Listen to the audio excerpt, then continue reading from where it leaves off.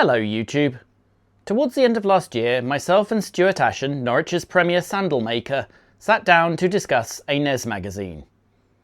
Obviously, I was unhappy with this state of affairs, a clear betrayal of history's greatest console, the Sega Master System, so I set about dragging the conversation back to its rightful place.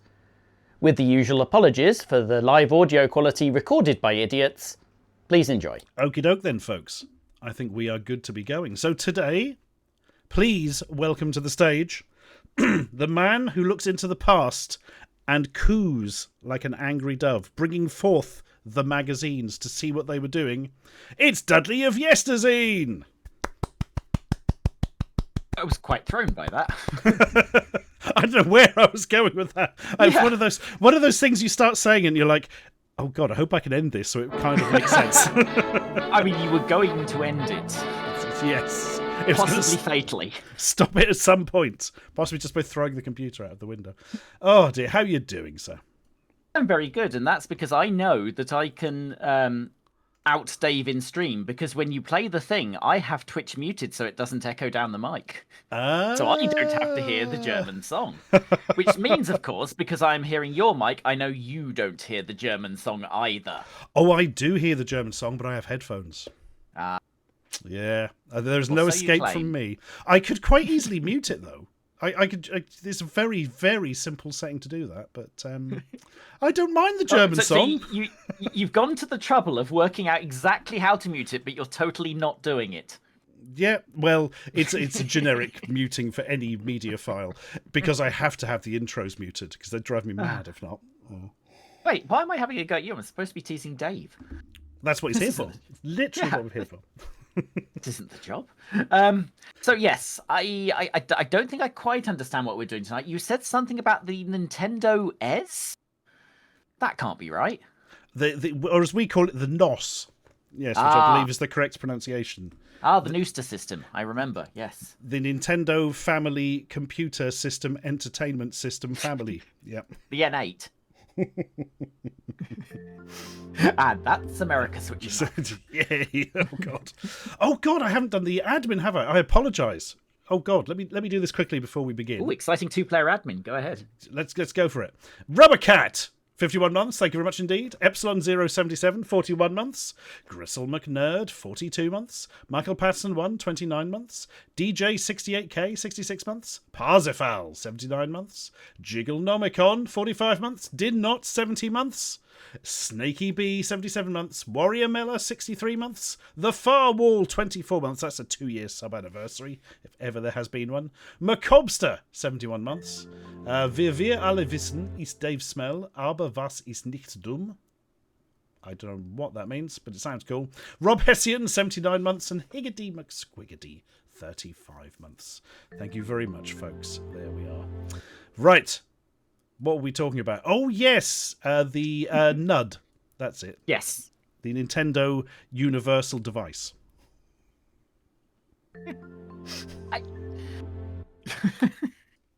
Sure, yes, that one. The one with the exciting and long-lived single-format magazine. Oh, yes, absolutely.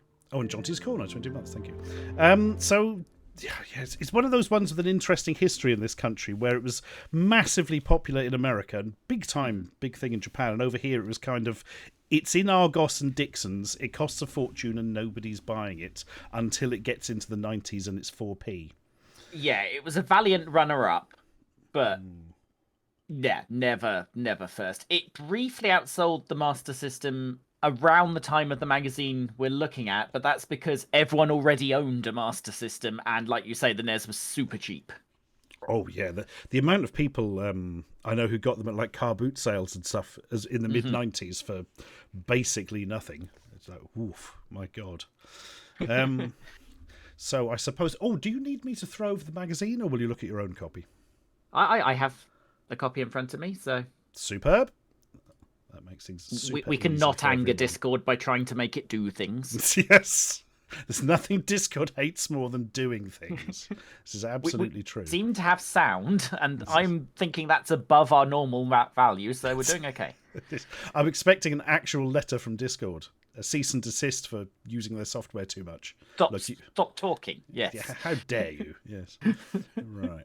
If I move all these windows about. Where are we? Somebody said, or Timberwolf says, I think it's the peak year of the NES in the UK is when the Mega Drive 2 was already out. Can believe it. Ooh, yeah. I mean, that was the year of the strange resurgence of the Master System as well in '93, where it got a bunch of banger conversions and then died again. That was there are weirdly impressive conversions from then, aren't there? I'm trying to think what they are specifically. There's a year of absolute winners in Sonic Chaos, Spinball. I think Lemmings is that year. Streets of Rage, Mean Bean Machine, just a bunch, and Jungle Book, Lion King, Aladdin. Piles of the bloody things. And of course, as we all know, Sonic is better on the Master System, and we will die on this. I believe that is canon. Yeah, absolutely. Right, let's full screen this thing. There we are. For some reason, I didn't want to actually show the people at home the magazine, which would not have been particularly perfect. But here we go. Help. Yes.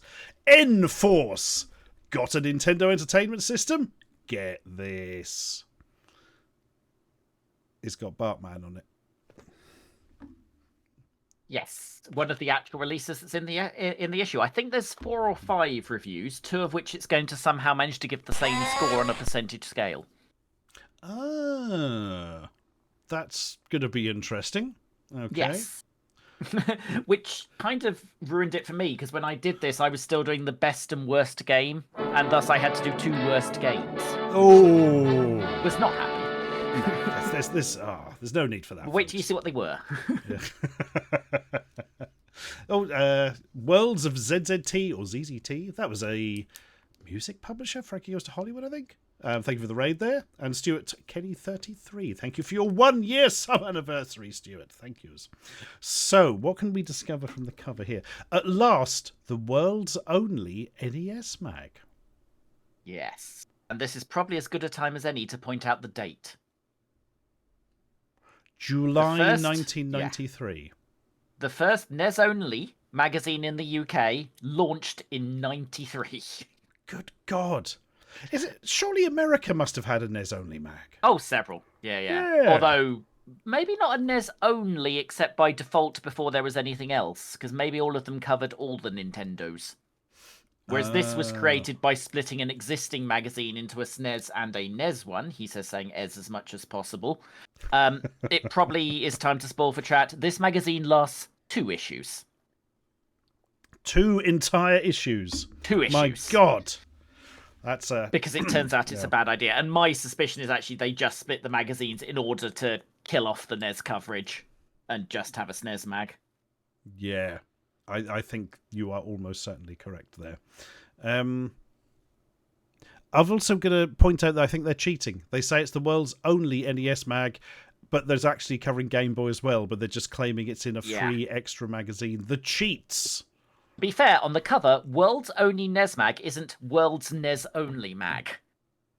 Oh! Which would be a valid defense if you're not going to turn the page and hear it described as an 100% NES Mag. They got away with it, but only briefly. They blow it, yeah. As soon as you get to the contents page, that subterfuge is going to crumble, I'm afraid. Timberwolf has pointed something out.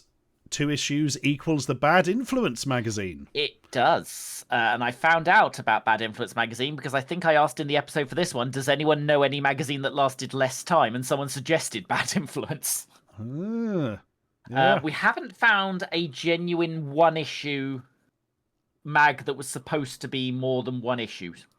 I know another 2-issue, and it is Amiga CD32 format.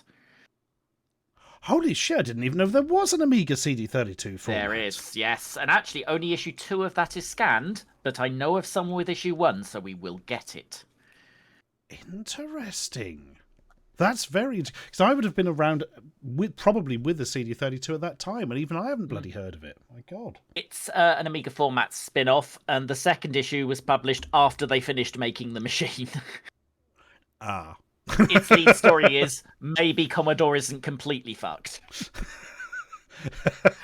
I'm only barely paraphrasing. Gentle viewers, they were. Oh, Yeah. dear. Yes. Oh, God. So what else have we learned? Super Mario Brothers exclusive movie news. Oh, God. Yeah, I know. I wasn't going to say that ahead of time in case you vetoed the whole thing. I have quite a soft spot for that film, but only because it's so absolutely weird and all the production design is astonishing.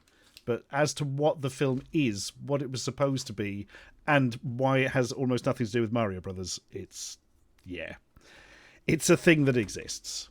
Although is responsible, I believe, for a big piece of Mario canon, and I know it's in the issue, so I'll point it out when we get there. That is true. I think I know what that one is. Yes. And it is a big piece, to be entirely fair. Yeah.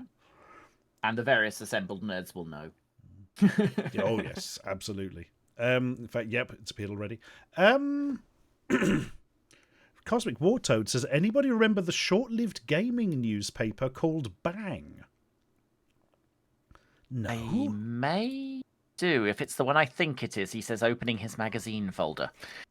No, I'm thinking of an entirely different one, so I will offer that in a second. In fact, I think you might have given me it.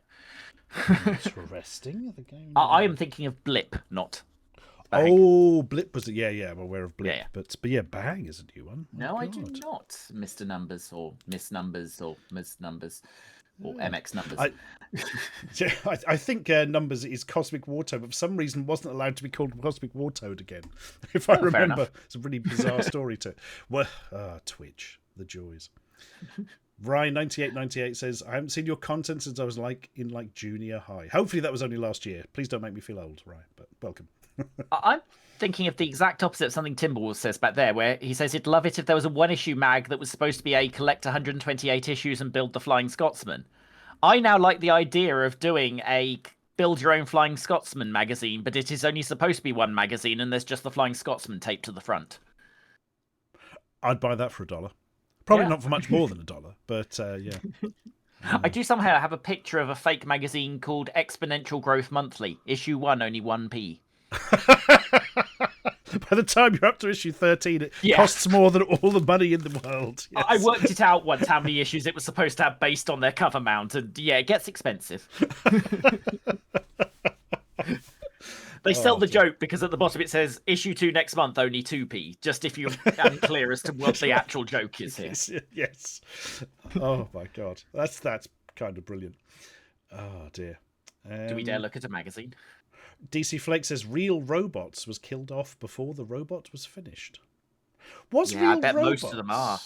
Was that the one with the blue round robot with antenna and wheels? Well, that sounds like it's just going to get flipped by Sir Killalot in the first 5 seconds. Oh yeah, it wouldn't have lasted. It was totally off the back of Robot Wars, though. Yeah, DC Flake says that's the one. Yeah. So, my nephew Ryan, who many of you will know from Barstons and things, got that collected back in the day, and I built it for him, and the bloody thing didn't work. And by the time we'd put it all together and worked it out, they'd basically all gone bust or whatever. Very frustrating. Very frustrating. Trick the TM, 29 months, thank you. Really Minty asks if those magazines still exist. I don't know about now, but relatively recently, yes, because there was a Formula 1 license one that put a different model on each magazine. And they were quite expensive magazines for that reason. But of course, they can stop any time because there isn't a collection as such. You know, you're not building a single thing. Yes, I think this is kind of what's happened to them. I'm not aware of any ongoing ones that give you a piece every month now, but there are ones with a different model of a Doctor Who character or whatever every month, you know. Jonty's Corner's done the maths. 1 year of exponential weekly would end up at £45 trillion. Well, I probably want to start collecting that one. But you know somebody will still get it and scan it and put it on the archive at some point. They always do. Excuse me a second. I don't know how long they went on for, Timberwolf. Like, I know they were going 6 or 7 years later and they'd reached like issue 150. So they probably had most of the Formula Ones. Bloody hell. Oh, apparently there's a Builder Batmobile model still going, says DC Flake. Oh, there we are. Okay. The plan with those always, I think, was just to wait until somebody had built it all and got bored of it and stuck it on eBay for 30 quid or whatever and save yourself £1 million.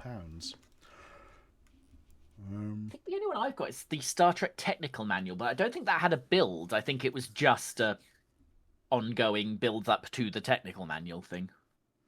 I've got like 5 binders of the bloody thing. I had...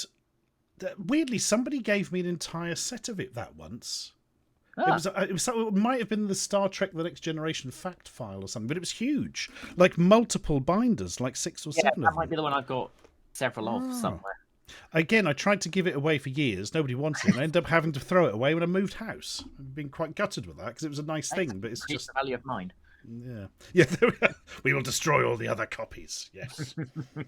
So, I can say this now because this is years ago.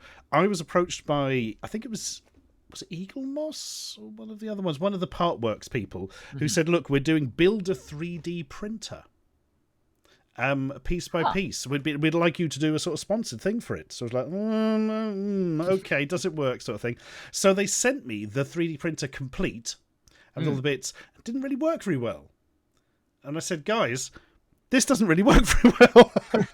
I'm probably not going to do a video on this. And they said, oh shit, don't worry. Hang on, we'll send you this other bit. There's a couple of the bits you do need to swap. We discovered this for later down the line. I'm like, oh, brilliant. Still didn't work very well. So I never did a sponsorship for them because, the money was good, but I'm not very keen on advertising things that just obviously do not work, and you wouldn't find that out till you've invested a lot of time and money years down the fucking line. Yeah, I guess that's the problem, isn't it? You wouldn't realise just how crap it was for 5 years, which is, of course, why they felt they could make it crap. Exactly. Because their names won't be tied to it because they won't put credits in the mag. Yours will. Yeah, that's exactly it. But yeah. Oh, dear. Anyway, I totally forgot about that. Sorry, anyway, Enforce. That was the one we were talking about. I apologise. Plot. Yes. Where Bartman meets Radioactive Man. Is that a game? I'm not aware of that. It is. It's the last of the 3 8-bit ones. The one the Master System did not get. Ah. Is it absolutely shit? Like many of the Simpsons games? I mean, if I can tease the review when we get to it, because it is reviewed in this, it reads like a 73% review with the wrong score. Oh. Enough said. Okay, what can we read in the corner here? Printed in the UK, £1.50, creating 90s reading. For the next 7 months before they go bust. Or possibly creating 90s Reading. Maybe they're just building houses in Reading. We'll just never know. All the old copies of Enforce are now the Hexagon. Yeah. Dave asks, not related to the mag, but someone asked me a question earlier. Do you sell the terrifying Jessica? Of course I do, Dave. I actually need to film an intro with that. You've reminded me. At some point, but the dog won't get it. Right then, let's see what lurks inside. Enforce. An advert, mostly. Yeah. Oh yeah, win a Dr. Dre of my very own. Oh no, wait, it's okay. Yeah, the trouble is you win the prize and then it turns out they forgot about Dre. Yeah. I am not proud of myself. I enjoyed it. Win a dream holiday anywhere in the world with this lady's bum. Yay.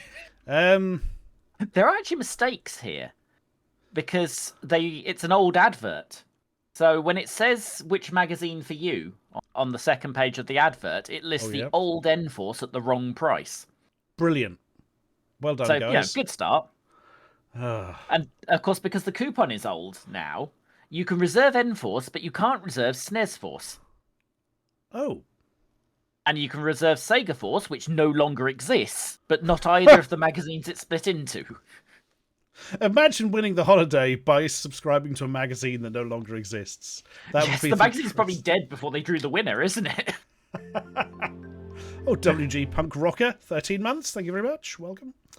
This is... as Keen Queen says, holiday ad, not really target demographics, is it? No. It's a £3,000 contest, apparently, which is quite the holiday in 93. Yeah, I mean, Christ. Maybe they mean literally anywhere in the world, including the bottom of the Mariana Trench. They actually do. I've just read the first page. Well, they don't name the Mariana Trench. But they do say what they mean. anywhere you like, so long as the total cost is no more than. Oh, okay, that might be a bit pricey on that. You know, get yourself an Xbox controller and a bathtub, and you could have a go at going to the Mariana Trench. I'm sure that will go fine. Yes. Safer than people who've tried it recently, I'm sure. Yeah, perfect. Too soon. Vezerick says anywhere in the world, but not anywhere on the world. Yes, you can't go to. You can only go to underground destinations. That's only to the centre of the earth, the live action show. Oh dear! Well, what a bizarre advert. I was not expecting to see that as we start up. No, but it's from Europe, the Europress group of companies, which you would have to know is Impact because that's not the logo on the front of the magazine. Oh yeah, yeah. That's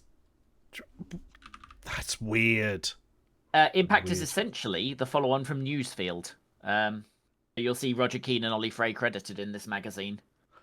Although for some reason they thought rather than get Ollie to draw something awesome, they'd use clip art of Bart. But sure, whatever.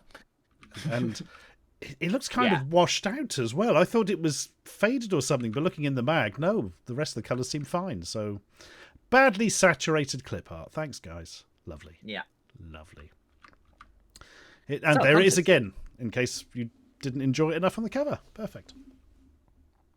So yes, we have some delights coming our way. Including, yes, Bart versus Radioactive Man. And the most optimistic page in this magazine, we should point out now, the subscriptions page. Oh, subscribe for the next issue. Yes, yeah, and then we'll refund you the rest. Oh my God. It'd be interesting. We'll after one issue and transfer your subscription to Razzle. Yes. Which is a net win for everyone, so yeah.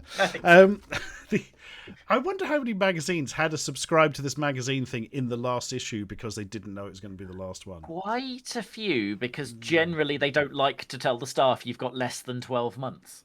Yeah. To its credit, and probably just for sheer size reasons, the Zombie the One does not have a subscriptions page, I think, at any point. They knew the writing was on the wall. Oh my God. Right. We'll see all this anyway. So let's just move on, I suppose. Just like to point out that I speed read that as Stuart and was slightly worried the magazine was talking to me for a moment. Brilliant. Right. They didn't have many readers. They were actually able to personalise it for each one. John, you were looking for tips for this game, weren't you? And he really was. Yeah. Oh, not fucking Alfred Chicken. Oh my God. What I want you to do is read the first sentence and a half of the editor's letter. Okay. This is N-Force, the first ever console magazine to be totally devoted to the Nintendo Entertainment System. No longer will you NES owners have to wade through page after page of SNES reviews to find your fix of 8-bit gaming. Every page of this magazine is 100% for your console. This is totally lies, isn't it? This is absolutely lies. Really, Minty, this is volume 2 because, as I said, there was a previous N-Force that covered NES and SNES and Split. So this is volume 2 of N-Force, but the first issue of N-Force. I hope that's clear. Well, how could they not go mad working for these magazines? Nothing makes any sense. Yeah, I distinctly remember typing the words "I should explain" into a script at this point.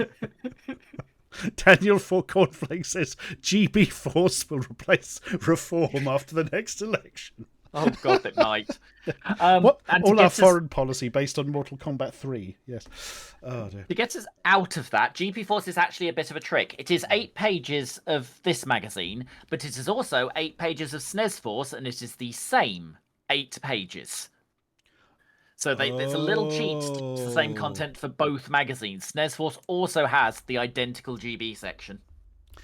Okay. Okay. Here's a thought. Hang on. Editor is Nick Roberts. Is that the same Nick Roberts who used to do the Crash magazine tips? I think it is. It's also the same Nick Roberts that after this dies jumps to Sega Master Force. Ah! Where he writes an excellent editorial about seeing the light. That he once chose not to follow. Exactly, yeah. I think it is the same guy, yeah. I mean, Crash was, of course, Newsfield, and this is effectively Newsfield. Yeah. If you look at the Impact Magazine's logo on the right and just below it, you'll see Roger and Ollie credited. There we are, yeah. Roger Keane, Oliver Frey, and Franco Frey, production manager there. Yeah, yeah. Bloody So, hell. yeah, almost certainly it's the same Nick. Rhea says you should find the unedited hotline message for Alfred Chicken. YouTube love to have edited versions of it. Utterly depressing. Imagine calling the Alfred Chicken hotline. What? Hot young Alfred Chickens in your area? I don't really understand what it is. Oh dear. Well, fair enough. I mean, if your area is the Gold Hawk Road, then hot chicken in your area is incredibly popular. That's it's Chicken Cottage. Everything else, my God. Yeah. London-specific references. Yeah. Marvellous. Okay. Vezerick, we'll get there. We'll get there. I have thoughts. Oh, God, cool. Oh, my God, right. Yeah, we will get there. This is N-Force. If you haven't noticed already, this is N-Force with a difference. Not one scrap of SNES coverage anywhere in the magazine. God. You can read the next paragraph. We can have the rant again. From this issue, N-Force is dedicated to bringing you all you NES owners 100% reviews. Does that mean they give every game 100%?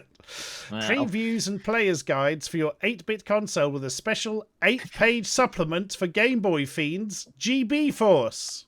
So about 87% for your console. It actually managed to contradict themselves in the same sentence. Tremendous. Tremendous. I think that might be the last time they make the claim, so I'm probably safe now. Except that there's an advert for SNES Force later, so I will be back. Right.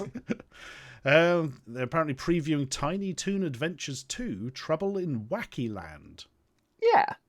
Which one you're familiar with? Not at all, no. Okay, yeah. I mean, obviously, there's actually a lot of very good Tiny Toons games. Tiny Toons Buster Bust Loose on SNES, because I'm going to say it once, Americans.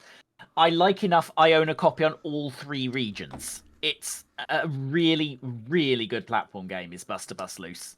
And, oh God, what's it called? The Mega Drive Tiny Toons is a different game and is a much more standard platformer. Yes, Snakey B, you are correct. This is cheaper. Trouble in Wacky Land isn't bad, actually. The conceit is that Monty Mole has opened a theme park and invites everyone to the opening ceremony to tell them that it's only he that gets to use it. A plot that, of course, South Park steals about 20 years later. So you sneak on to the 4 rides, and there are only 4 levels, and, I don't know, make it through because platformer. The system's quite interesting because you don't have lives, you have tickets. But some of the levels require more than 1 ticket. And if you fail, then obviously you get kicked off the ride and have to try again. But you can also turn in your score for extra tickets. It's needlessly confusing for a kid's platformer from '93, if I'm honest. It reminds me a bit of... It was Roller Coaster, wasn't it? Roller Coaster on the Spectrum. Now, hold on to that thought, because we're going to need to reference Roller Coaster later. Oh, God, have they got that weird Dragon's Lair game that's a clone of it? No, but that's why... But we have got another game by the people who wrote that weird Dragon's Lair game. Oh, gotcha. But yeah, this isn't bad. I believe, like we're going to say a lot today, it was never released in the UK. But yeah, it's worth a go. And then you'll say, this isn't as good as Buster Bust Loose, and go play Buster Bust Loose, which is the message I want you all to take, along with the Northeast Recluse reminding me it was Buster's Hidden Treasure on Mega Drive. Sold. But mostly play those 2, especially the SNES one. Oh, Kaguya H, we can't really put these live streams on YouTube. I tried having an archive once, but YouTube is very, very, very more into copyright claims from random people than Twitch is, unfortunately. So, yeah. The ones that I'm on, I am posting monthly, but obviously I'm cutting out everything. I'm cutting out the TV at the end. I'm cutting out the admin. And keeping it down to the bit that I think we're safe on, which is just showing magazines. So there are some cut versions on my channel of the ones I have done, but that's about all you'll be able to do. Yeah, that's about all you'll find actually online, to be perfectly honest. Yeah. Right, that's Tiny Toon Adventures 2. Missing. Yes, yes, that's a very good point actually. Battletoads Stick Double Dragon. Yeah, a crossover I'd forgot happened. Yeah. It's one game. Is it any good, folks? I have never played it. It reviewed well. And to be fair, the NES Battletoads is the good Battletoads, as anyone who has tried to play the Master System or Amiga ones will tell you, because those are both abysmal. Oh, God, yeah. Yeah, absolutely. I'm just quite amused by the thought of an Abobo punching somebody's face, or punching Jimmy Lee's face in on a spaceship. Yeah. Just not something I was expecting to see today. Reused level design from the second actual Battletoads game, because I'm pretty certain I've seen that in the SNES version of whatever it's called, the second Battletoads game. Oh God, yeah, I can't remember the bloody name. Battletoads 2, the potato that ate Paris. I've got no idea. Probably. I never got into Battletoads as a cartoon, and I played a bit of the NES original, but that's about it. There was a Battletoads cartoon. Yeah, wasn't it? I think it was a cartoon originally. I didn't even know there was a cartoon. Battle Maniacs, thank you. Apparently there's only one episode, says the film. Oh, there you go. How is there only one episode? Oh, it was a pilot. Oh, okay, that does make sense. Fair enough. I've obviously seen bits of it. Fair enough. Master System Battletoads is weird because, and I have to get this right in my head, they announced they were doing Battletoads, it never got released. They announced they were doing Battle Maniacs, it never got released. And then 3 years later, after it had been abandoned, the just about finished copy got released in Brazil as Battle Maniacs, but is actually Battletoads. That's immensely confusing. Either way, it's not worth playing. That's the Clearly slightly unfinished and has a 3-year-old copyright date on the screen. Nice. And probably cost £1 million by then as well. Perfect. Yeah. But on the plus side, talking about Battletoads enables us to avoid your favourite subject. I saw this quite recently, and it's just so weird. Yeah, there we are. If you need to see Bob Hoskins and John Leguizamo being very drunk while filming a film that makes no fucking sense whatsoever, welcome to Super Mario Brothers, the movie. Indeed. The Northeast Recluse reminds me I had that wrong. It says Battletoads, but is Battle Maniacs on Master System. Gotcha. I knew I was going to do that. Yes, the Mario Brothers film, which they spent £30 million on when £30 million was movie money. Good God. Apparently it's going to be a Scream. Yes, everyone leaving the theatre will be. This bloody film. It puts Nintendo off licensing their stuff for films for decades, didn't it? Yeah. Was there nothing until Detective Pikachu, maybe even? I think you're right. I think it was Detective Pikachu, which is 50-50 theirs, and then the Super Mario Brothers film. Not this one, the recent one that isn't awful. The other one. Yeah, the one the kids like. Film Canary, interesting, of course, doesn't necessarily mean good. Yes, absolutely. Absolutely. They are mutually exclusive terms, as you can learn by watching Super Mario Brothers movie. Yes, I do have it on Blu-ray. It sits next to Howard the Duck on the shelf of things. I don't know why I own them, but there's no point selling them because they're not worth anything. I'm helping you be cruel about it. I have not seen it in 25 years, so maybe I would like it. You should totally see it again. Maybe I would totally see it again. Are you trying to force a Blu-ray on me? Is that what this is? Come to Norwich. We will watch Super Mario Brothers movie. You will never come to Norwich again.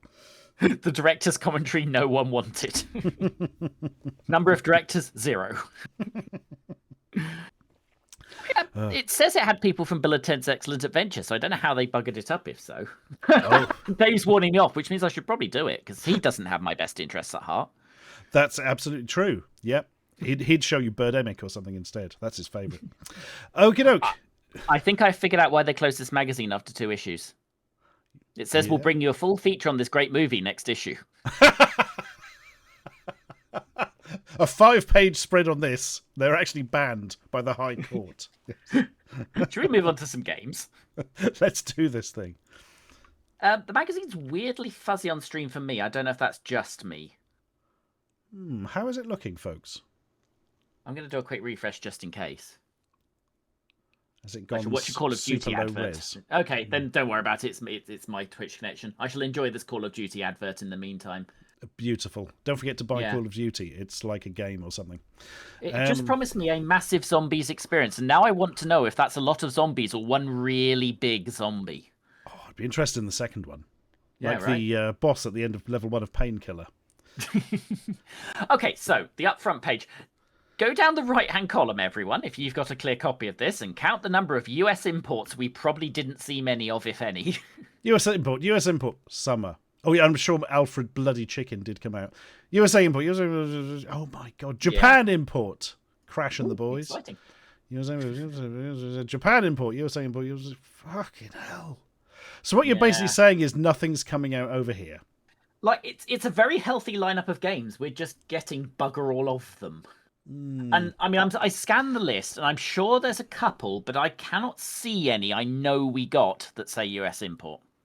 I will have missed a couple, but it's not going to be a lot of them. I mean, yeah, you've got interesting stuff like Mighty Final Fight. And all these things, and they're not coming out. What are we actually getting? Alfred Chicken. Yeah. Oh, Battletoads Double Dragon. Okay, that was quite good, apparently. Crash Dummies. And up. Drop Zone. Drop Zone, yeah. Archer McLean's Drop Zone, so I won't say no. I don't know if that made it out, but... Firehawk from Codemasters. I'm not sure what that is. Home Alone 2 Lost in New York is out now. Great. Yay. Lethal Weapon 3. Mario is Missing. Well, something, I suppose. MiG-29. Parodius. 28. I mean, Parodius is pretty good. RC Pro Am 2. Previewed on the next page. I also have thoughts. Super Adventure Challenge. That's the most generic name of any game. That's got to be... Well, all names are made up, but that's got to be especially made up. Is that maybe a 4-pack or something like Codemasters were doing? Oh, I reckon you're right. Yeah, it's that just too generic a name, isn't it, for just a single game?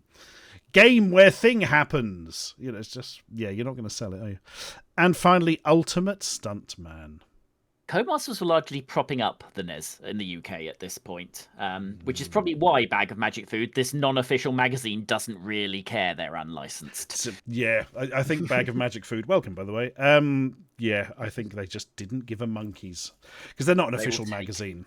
What they can get. Absolutely. So I intend to have no thoughts about a Sesame Street game. Yeah. Because I don't care and have never played it, and I'm sure it's lovely. There's RC Pro Am 2. Yes, I sort of forgotten it existed because the original is a NES classic. That's probably uncontentious. RC Pro Am 2 is actually quite interesting because they it adds stuff that would seem obvious now, like items, basically. It's actually great. The GB version is really good as well, the Game Boy one. But there's a lot of track obstacles if you play it. Like half the track is pickups. And boosts and stuff like that. And that's a problem because if you hit all of them at once, the NES basically gives up. It gets extremely terry when you hit 3 simultaneous boosts while picking up a money bag and a nitro. Sounds like they should have maybe spaced them out a bit. Yeah. I think they were trying to do something that justified itself as a new game. It is well worth playing. But the NES, bless it, has reached its limit of these games. And Rollerblade. Yeah, that's Rollerblade Racer. Oh, sorry. Yep. And can I trouble you? You could probably zoom in on that, but if you can't, get a better cover image for Rollerblade Racer, because it is the most highly concentrated radical ever contained. Oh my god! Oh, I'm getting slight vibes of the Metro Cross Atari ST cover. Yes, that's an image. Most neon socks ever created by man. I promise you it doesn't get better in high def, and I've had to look at it in high def today. The game it's called Rollerblade Racer, and we'll ignore the skate, rattle, and roll pun because someone had already taken that for a better game. It's not the game you think it is. It's not a racing game. Oh. It if anything, a cross between Paperboy without the papers and a mobile phone endless runner game. Weird. What? Like you're going down the streets, jumping over gaps and avoiding Paperboy-like things, but you don't actually have to deliver papers. It's just about getting to the end alive and scoring points. It actually begins with the phrase, "Hi, I'm Kirk. I just bought a new pair of rollerblades," and that's the plot. I got a brand new pair of rollerblades. Exactly. It's actually genuinely fun if you weren't the poor bastard who spent £35 on it. Ooh. It's a definite try twice game. Bloody hell. But how odd to call your name Racer when it's not a racing game. Yeah. I guess because you are moving, therefore Racer? Yeah. Oh, Loud Boy 74. Would give the wrong impression. You. Yes, Roller true. Boy? Roller Boy. That's the one. Roller Bloke. Cool. Learn with Mickey. Learn not to catch wasps, I imagine. I mean, it's probably better than learning with Walt. Because yes. that might be problematic. Yeah, you don't need kids to learn what he's teaching them. Bloody hell. Hey, kids, let's have a sing-along. No, Walt! So no. Knock the mic out of his hand. Oh, God. Yeah. Isn't Empire Strikes Back on the NES notoriously shit? I refer you to Ballerina Toshinden in chat. They say Rollerblade Racer is abysmal, or they weren't a fan. But and Empire Strikes Back on the NES is horrific. Yeah, I have to say, I don't believe I've played it. I am, he whispers it, not a Star Wars man in general. But you're not even a fan of the original NES Star Wars game where Darth Vader turns into a scorpion? No, but I have got the Game Boy one, which I think is pretty identical. I didn't even know there was a Game Boy version. Why did I say that? There's Game Boy versions of anything that came out at that time, pretty much, aren't there? I've angered the masses. Right. Enough of this. I've got to say, I'm going to anger the masses now. I don't think I enjoyed any of those Nintendo Star Wars games, not even the Super Nintendo ones. They're all a bit sort of fiddly and I don't know. Couldn't get on with them. Anyway. Oh, it's Zig and Zag, everyone! Yay! Yes, because of their game section on the Big Breakfast at exactly 7:21 a.m. Not a second before, not a second later. I guess if you're doing a 2-hour live breakfast show, you actually have to run to that kind of accuracy. God. So this is all the stuff on radio and television about games. Games World on Sky 1. Okay. I mean, it's two things on TV about games. Just, and one on Atlantic 252. Oh, God, the computer game show on Atlantic 252, long wave radio. Oh, my goodness. Yeah, and then just things on the Big Breakfast. Yeah, that's it. Because there was no Games Master at that stage, I presume. Oh, well. July 93, it could be between seasons. I think we'd had one season of Games Master at this point. I've got to say, Games World was not as good from what I remember, but I very rarely saw it due to not having Sky. So no, but the magazine is interesting, and maybe we come back to that in a stream, because someone thought it was a good idea to let Dave Perry edit a magazine. Oh. That's going to be interesting. Yep. Mm-hmm. We'll put a bookmark in that one. Yeah. I don't think it is, no. Oh, sorry. Read out the bit from chat before you answer the bit from chat. Really, Minty asks, is that Guru Larry? No, it is not. No, that is Nick Roberts, the editor of this magazine. And there is a weirdly bulbous asterisk for technical reasons. Bulbous Asterix sounds horrific. I'm very sorry, but you've got a bad case of bulbous Asterix. Peter Molyneux there taking notes for Theme Hospital 2. Right. The relevance is there is an Asterix game for the Ninty, which is very nearly as good as the Master System one. Should we look at the UK charts and see what people are actually buying? Oh, God, I nearly missed the UK chart. Yeah, absolutely. Noah's Ark is at the top. I worry that's that religious educational game. Why is the religious educational game the best-selling game in the country? Please tell me it isn't. Oh. The suggestion in chat suggests perhaps not. Yeah. Apparently it's brilliant. Sure. Oh, that's okay. That's okay. DC Flake says it's not. It's not. We're okay. We're okay. It's good. It's a perfectly good platform game. We're thinking of Super Noah's Ark, the like Doom cloney one, aren't we? Yes. Yes, but I feel yes. Craig Charlesworth has gone the same way. No, Craig. Apparently it's not Wisdom Trees Noah's Ark. We're all safe. Oh, thank goodness. Meanwhile, Codemasters hold on to basically the rest of the chart. Yeah, Dizzy Micro Machines is a Bucky O'Hare game. Super And that will be Sports fantastic, Challenge. Dizzy, I think. Tom and Jerry, Monster in My Pocket. Yes, Konami coming dangerously close to infringing some copyrights and only winning because they're 2 years ahead of it. Oh yeah, because it's nothing to do with the Monster Pose. Yes. Yeah. USA charts. It's all NBA basketball and Super Bowl. Of course it is, but those games are actually selling. Yes, that's the big difference there. I think you're right.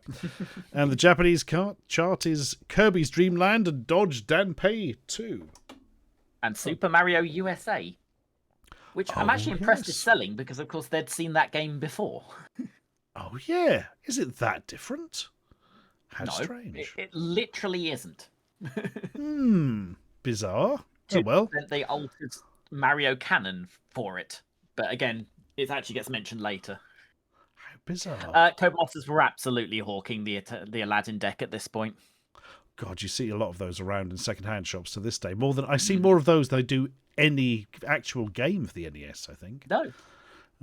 I've got the pass-through version, so I have to plug a NES cart into it if I want to play it. I think I've only seen pass-throughs, actually. There's certainly the more common one, I think.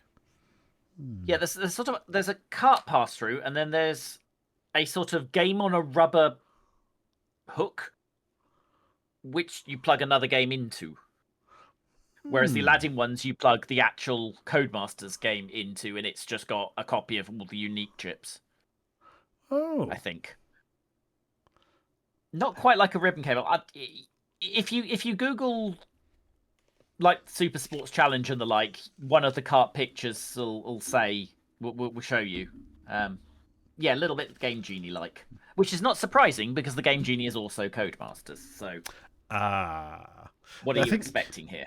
I think the only one I had at the time was a Game Boy one, and a Game Boy Action Replay, thinking about it. I'm looking around for mine. I'm not on camera. What can I do? I can hold it. You scrape it against the microphone. What does this sound like I'm holding, folks? Yeah. Actually, don't answer that question on stream. Yeah. Okay, it's the QJ Pro Pad. It's so hot. It's cool. Fuck's sake. It's neither. Yeah, I've got one of these, and I've not actually tried it yet. But more importantly, Mr. Stuart the Ashens, what machine is the magazine we are currently reading for? It is for the Super Nintendo, because it said at the start it was for Super Nintendo owners, and it's 100% Super... Hang on! Yeah, brilliant. So in a magazine apparently entirely aimed at NES owners, they're advertising SNES pads. Perfect. Yeah. So, wonderful. Thanks. Available from... because this dates you immediately. BT's, dead. Boots, doesn't do games. Curry's, might as well be dead, technically exists. Dixon's, see the previous. Future Zone, dead. Game, zombie. HMV, no idea. WH Smith, only in airports. Tandy, dead. Virgin, dead. And all the best computer shops, all dead.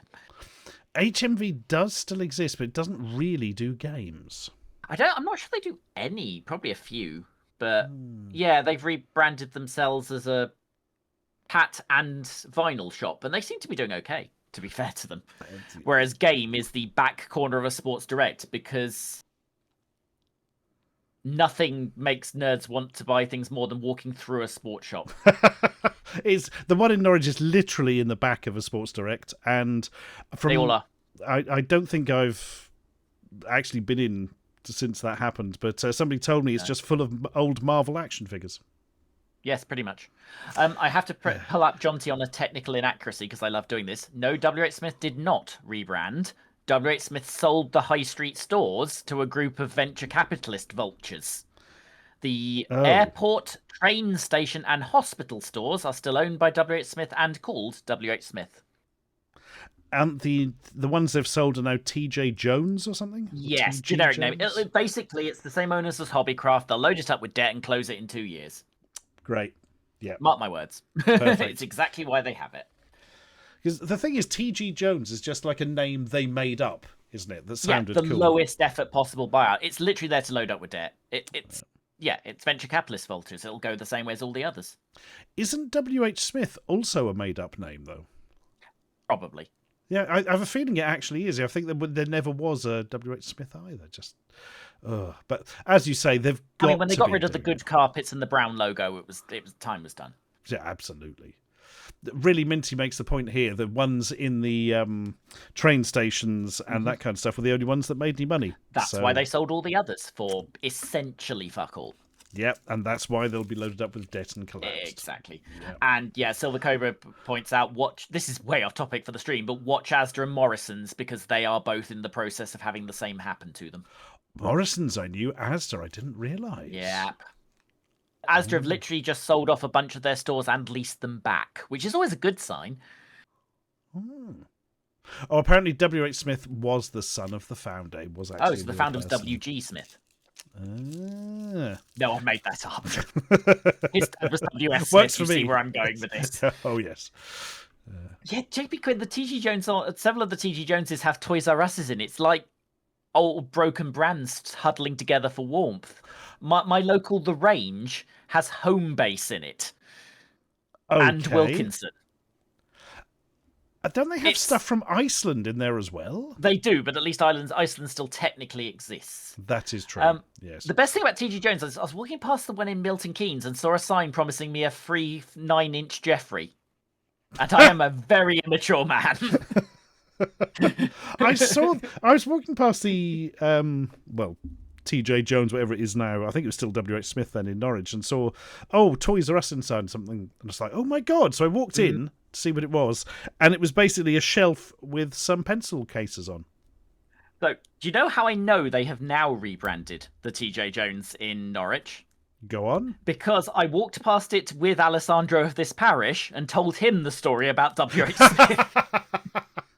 So I know damn well that would have rebranded. Yes, there we are. It's happened. Yeah, there's two of them. The one I'm thinking of is the more central one. There's one near the CEX. Yeah, this was one nearish the CEX because that's where I met him. Do you know important information for everyone? I weirdly think there's a photo of me taken yesterday in front of it. Hang on. Okay. This is the weird thing. Oh, no, you can only see Poundland. Okay, never mind. Right. Forget about that. Of course you have photos in front of Poundland. It is your church. Exactly. Right. What is next? That's entertain. Meant. Yes. So, I wish to immediately take issue with the headline again. Which console started the Nintendo boom? Was it the handheld Game Boy? The colour-drenched Super Nintendo? Nope. It was the 8-bit Nintendo Entertainment System with its mascot, Mario. It's still going strong today. So firstly, no, it isn't. But secondly, so not the Game & Watch? Not any of their previous consoles? No? Okay. And certainly not over here, but there we are. This is a very wordy feature, but it's basically, hey, look, there's some Mario games. Fair. Also, Mario appears to be having a shit in the corner. I'm not really down with that. That's a bit weird. Well, I mean, if he's there, the toilet's broken, so he's got to do it somewhere. That's true. Yeah, hang on, he's the plumber. Fix it, Mario. God's sake. He's got caught short while he's been repairing.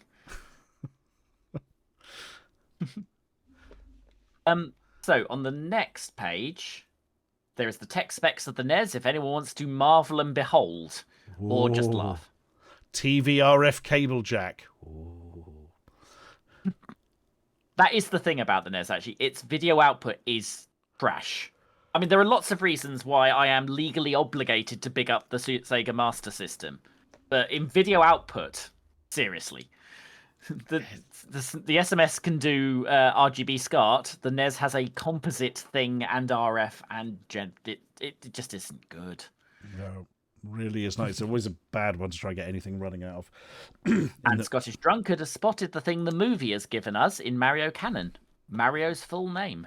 Yeah, Mario. His middle name, of course, Isambard, but they very rarely mention that. But that's what that was their retcon to try and make Super Mario Brothers seem less pathetic. I always thought that there should be a game where Luigi gets really annoyed at being always the one in the background, murders Mario, and you have to control him on the run. And it would, of course, be called Super Mario Brother. Oh, that's good. Yeah. I'd play that. Switch 2. Come on, make it happen, Nintendo.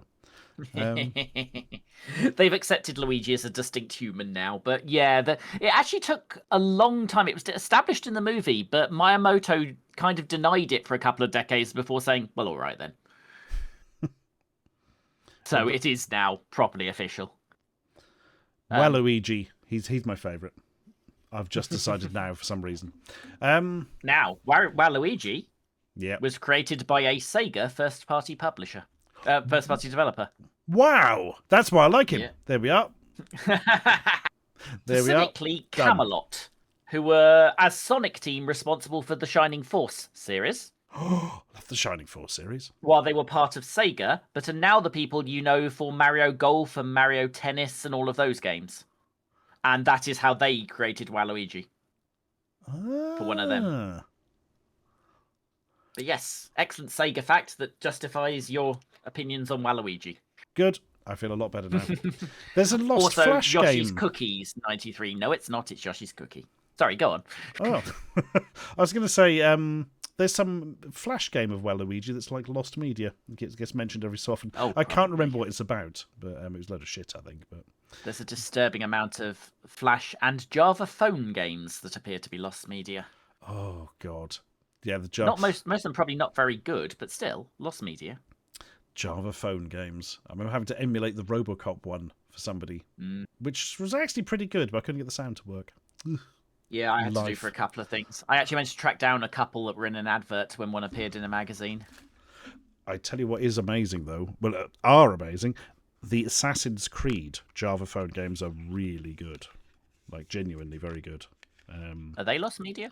No, definitely not. I've seen people streaming them, actually. That's how I learned they were good. Yeah, but they're very impressive. Just like really nicely made little platformers. Yeah.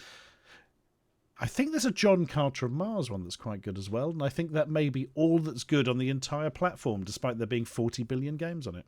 So, never mind. But yeah, a lot of this stuff is, as Heights point out, Jeff Minter's iOS games are essentially Lost Media, although there might be some on some people's phones. But getting hold of them is tricky. Like, it's going to become more of a problem. I read there is no... Oh, sorry, go on. There's no legal way to play the expansions to some of the Forza games, for instance. Because you can get physical copies of the base game, but there is no legal way to get the DLC because it was never on a physical copy and they stopped selling it. Oh. So can't play the Hot Wheels expansion for Forza Horizon 3, for one. Bloody hell. Legally, anyway. I read somewhere that you can't play any of the Infinity Blade games, and they were like huge. And they were suddenly removed from sale. So, yeah, I don't believe there's any official way. I imagine they're pirate copies of them. But yeah, I played those on iOS way back.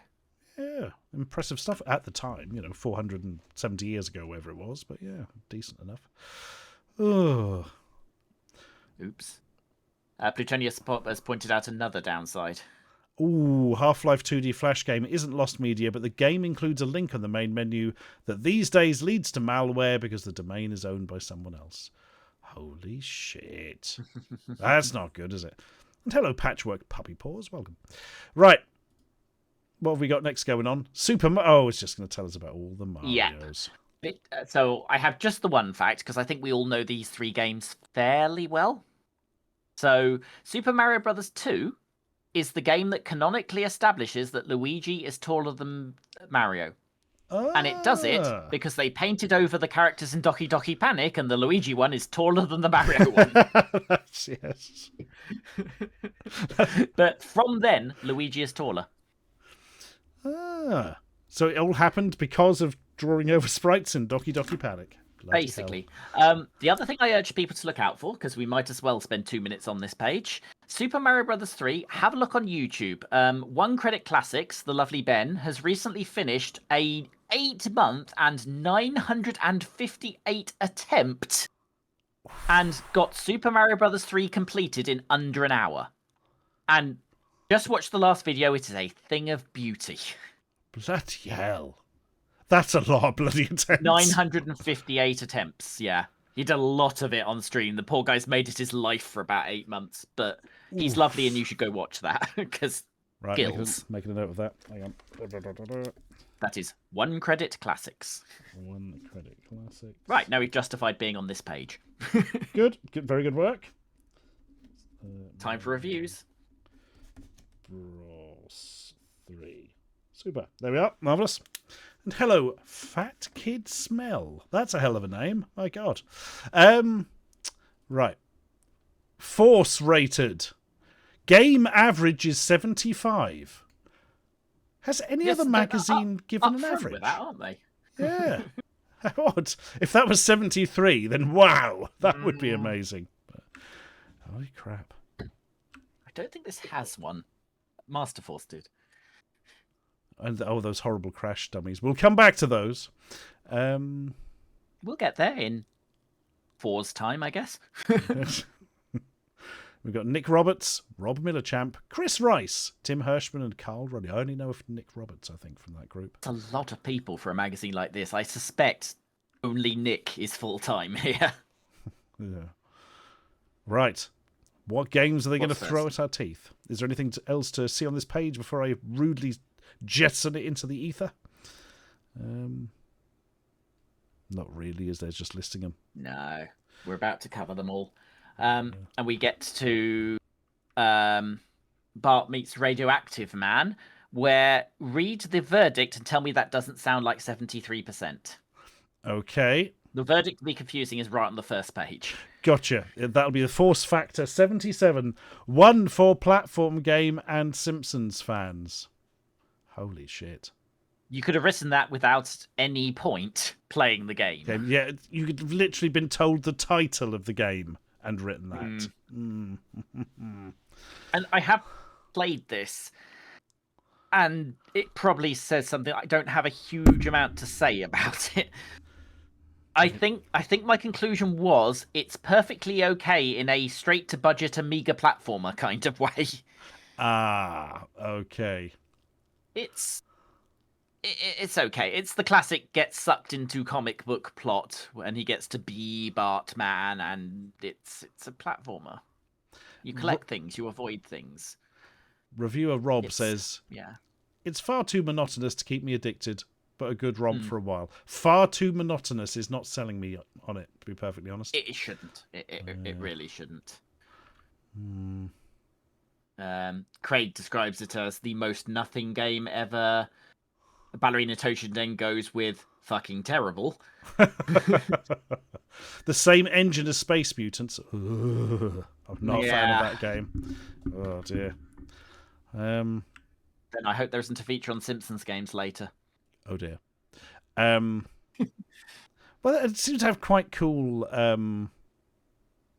sort of little bits here of the intro. Yeah, that's the intro, which actually looks pretty good. Lighting fails the NES and its color palette, so Bart looks like he's been smithersed. Oh yes, if that's a reference anyone gets. So yeah, absolutely. Back when he had purple hair for a short period, yes, and various other problems. Well, yeah. Oh, and another page. Gives it 69% on that page, the previous page. Yeah. Just the first 5 words of Tim's review that is apparently worth 69%. Whoa, dudes, this game is bad. Yeah. Actually, it really is bad. The gameplay is far too slow to be enjoyable. 69. Yeah. But he's right. The problem is that it's only a matter of timing, and quite easy timing, and it doesn't have a time limit. So, sit there. Yeah. It's... Yeah. Mike gives it 82. Sorry, Nick gives it 82. Nick is weird. But these aren't from the game, obviously, because they're too high res, aren't they? Those are comic shots. Ah, okay. I think they're trying to fill space at this point. I think you're absolutely correct. Yeah. Well, there we are. That's a Simpsons game I genuinely hadn't heard of. Bloody hell. Continue to not have, I'm afraid. But don't worry, you can buy little watches, all of which are probably now worth 20 bazillion pounds. Yeah. Like the t-shirts. Oh, yeah, look at that. It's quite pretty. That alarm clock is definitely cancerous. Oh, my God. The eyes. The eyes, children. He sees through my soul and through time itself. Oh. I like it's a giant Mario, but the functional bit is just a beige, already sun-bleached box on the corner of the standee. Oh, my God. Like it's supplied yellow. Oh. What have we got here? So we've got Super Mario Kart Game Watch. Is that Mario Kart? Super Mario Legends? Yeah. Which tells you how late they're launching the NES mag if Mario Kart exists. Surely that must be the Tetris one because it looks like a Game Boy. You hope, although I'm looking at the second last one and thinking, well, no, they're definitely out of order because. Wait. No, that might be Tetris. I think yeah, that is Tetris. It says so on the bloody strap. Yeah, you're absolutely right. So that one must be Mario World then, which yeah, I have the same problem you have. I think they weird. are in order because the two Zelda ones are where they should be. Because that one is somebody said that was Super Mario 3. Sorry, I can't see who did that now. Interesting. What were those watches that came with Cascade the 50 like? Better than Cassette 50? Yes, they were. Calculator watches, weren't they? None of them seem to have survived, and they weren't just given away with Cassette 50. You could buy them at like Snetterton Market for tuppence. Yeah. But none of them have survived because occasionally I look for them for a video, and I've never seen one come up ever. Someone points out that the and that scrolled away before I could get to it, but the girl looks really bored, and I bet these are Nick's kids or someone's kids, right? Oh yeah, very. No one's hiring kids for this mess. No, too right. Come on. We'll get to McDonald's after if you don't mind wearing the T-shirt, and we'll take a photo. Yeah. I think the second picture of the boy is after he's been told he gets the McDonald's. He's definitely perked up. Paul Morphy 1858, thank you for your 5 months there. Much appreciated your Prime sub. Right. Yes, have Jeff's money. Yeah. Things are looking up. Quite a long way up, actually. Family Pugsley Scavenge Hunt. This is really well thought of, isn't it? It is, but be careful here, because the game you're thinking of as Pugsley Scavenger Hunt isn't this. Oh. This is the first Addams Family game with part of the plot of Pugsley's retconned into it. Oh. Because, like the first game, the plot is actually you trying to rescue the family, which is the first game, and a lot of the stuff is from the first game. But they'd already done an Addams Family game on NES that wasn't that, so they badged it as Pugsley's Scavenger Hunt, stuck Pugsley in it, and made a couple of this'll do changes. The cheeky buggers. So this is mostly the original game where you played as Gomez, and they've just replaced the sprite. Pretty basically. much. Yeah. Bloody hell. With a few changes. It is actually pretty good. The thing about Addams Family, by the way, because there's something I noticed, it's popular every 30 years. Like, there was the recent pair of animated films, right? So 2020s. Yep. The films that we grew up with are the 90s. True. The original TV series is the 60s. And the original comics are from the 30s. So what I'm saying is, buy Addams Family shares in 2049. You heard it here first, folks. Yeah. Yeah. This is not investment advice. Please consult a lawyer in general. The game itself has lots of extra lives, but you only get 2 hit points. And that's quite annoying, given there's a lot of backtracking and the bosses are absolute dicks. The manual lies and says that there's a safe spot from each boss. No, there bloody well isn't. I tried for a very long time. There is a code, because some of the bosses give you the rescued family members. Some of the bosses give you an extra hit point. And there is a code very easily available online. There are only 5-digit passwords that will start you in the game with all the bosses that give you hit points already disposed of. And then it becomes much more playable. You end up with, I think, 6 rather than 2, and then you've got a game. They made it too hard on themselves, didn't they? Or too hard on the player. They did, yes. Yeah. Again, for a machine where surely it's the young kids that now have the NES. Like, if you give your brother the NES, you can have a SNES kind of thing. So, yeah, that's it. He's getting SNES for Christmas, but you've got to give your brother the... Yeah. And you can both have Pugsley Scavenger Hunt and be very confused. Well, they certainly liked it in the magazine. 92, a brilliant platform game to rival the big-headed 16-bit equivalent. I only want to pull them up on one thing, although I don't think it's a 92, but I want to pull up on one thing. The sound at 91, there is no music in the game after the title screen. So the familiar 91. theme blasts out, but only on the title screen. Yeah. So, I mean, yeah. Not that I don't think it's a big problem, but it's not a 91 for sound when there basically isn't sound. That's a bit cheeky, isn't it? Deary me. But I always had my suspicions when they wrote reviews like this that they wrote the overall score and then just sort of threw some similar numbers in for the others. Yeah. I think that is extremely likely. I don't think anybody sat there really racking their brains and staring into their soul as to what to give the sound on Pugsley Scavenger Hunt. Is this title theme an 89 or an 88? Yeah. Oh God. No. Perhaps I'll call Auntie Mavis, who teaches music. Maybe she can help. Yes. Deary me. And oh my God. It's not a great version of the title theme, so you're probably right. So yes. Okay, is this just all the Simpsons games in a thing? Yes, it is. Okay. And I like one of them. And I sort of don't mind another. Neither of those two games are on this page. Bart versus the Space Mutants 81. Every version I've played of this game has been absolute dog shit. The NES version is this game. Great. Well, no one has got off the first level honestly. The only thing I will say is positive about this game is it gives quite a nice feel of being you're in Springfield from The Simpsons. And none of the other games seem to even try that. So that's something. No. But it's awful. Radioactive Man is entirely fantasy. Yeah. But Space Mutants is in Springfield. I guess the arcade game a bit. Yes, true. But isn't there only like a DOS and a C64 conversion of that? Yeah, there aren't many home conversions. You'd have to go to an arcade. A few places have it these days. Do you know, I saw it the other day in Newcastle in the... What do they call it? Quarter Club? I can't remember what it's called. But the arcade in Newcastle, everyone. DC Flake has us on a technicality, but I'm going to say it's too new to count. Virtual Springfield, of course, does a pretty good Springfield. As to be fair, does hit and run. Yes, absolutely. And yeah, it's hit and run. I'm confusing hit and run and road rage here. Yeah, hit and run has a pretty good...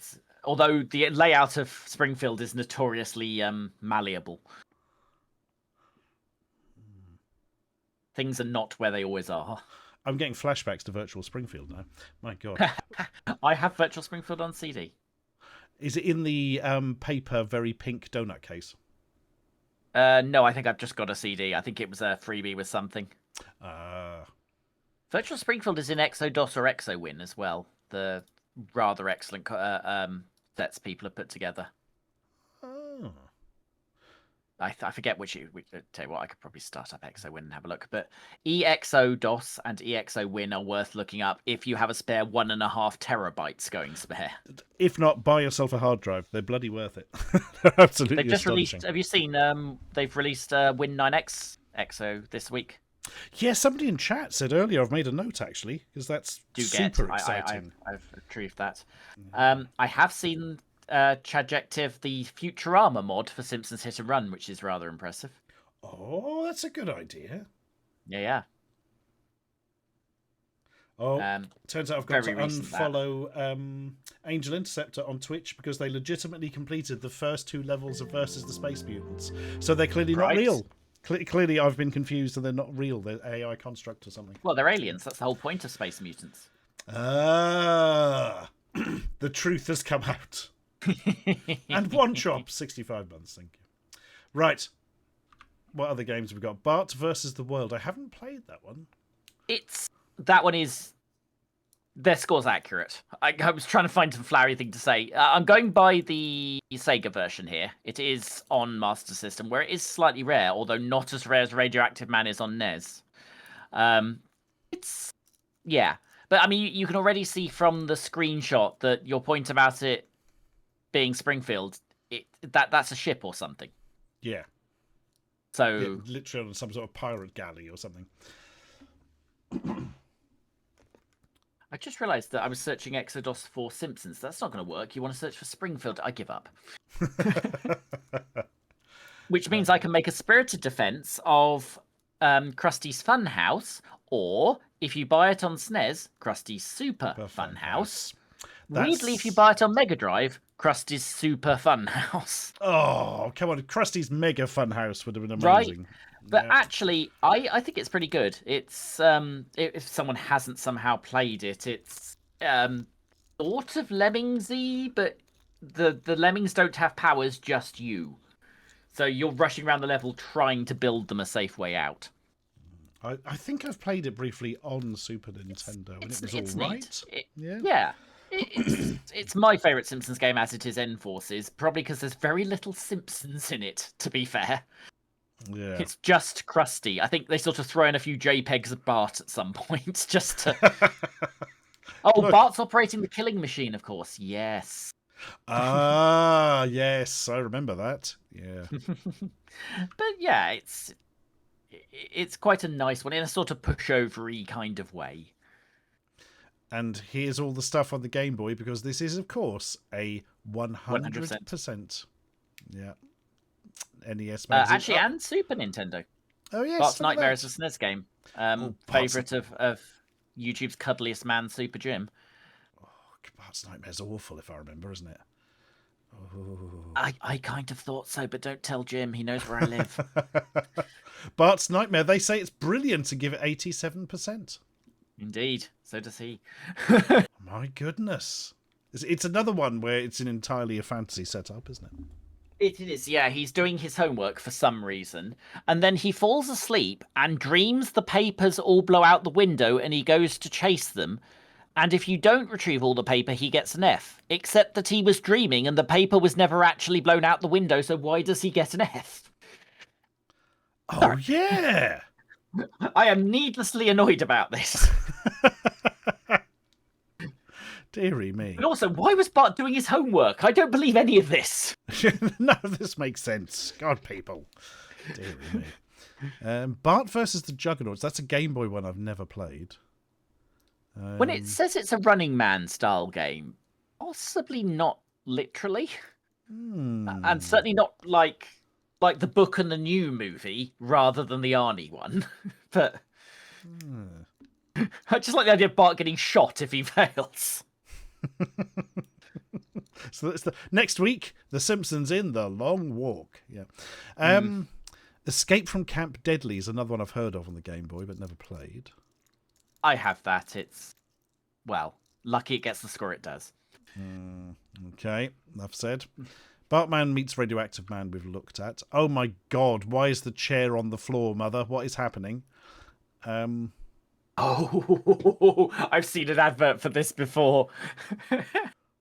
Yeah, can anyone figure out why in the name of hell would you want this thing, and why would you pay what in today's money is about 70 quid for it?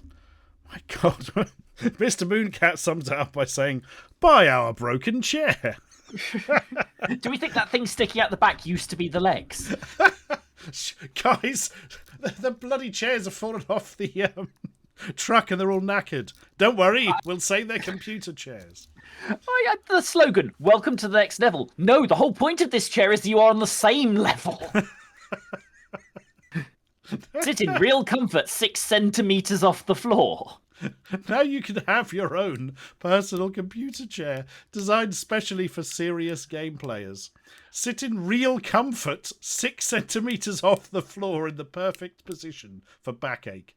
It even collapses into a flat, neat pack so you can put it in the garage and forget about it. Ah, brilliant. I'm sure it does, possibly as soon as you sit down. I mean, DC Flake was debating if the definition of the chair involves legs, and I think it sort of does. Yeah. What you have there is a picnic mat you've forgotten to wash. It's just a cushion with delusions of grandeur. It's rubbish. Old School Not Cool says 6 centimeters is so specific. Yes, did they conduct market research? Like, did they have this poor kid in and give him a 5 centimeter chair? And he sat there going, well, this is shit. Yeah. 6 centimeters. Oh, this is all right. 7 centimeters. Ah, I'm so high up. Help me. Man was not built for this height. He never recovered. I will give them one thing, right? And one thing only.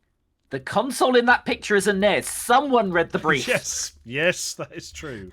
And the child's got a carriage clock and a copy of the writer's handbook, so you know. Well, I mean, his mother's already done that mortgage the house thing that was advertised on TV. You know.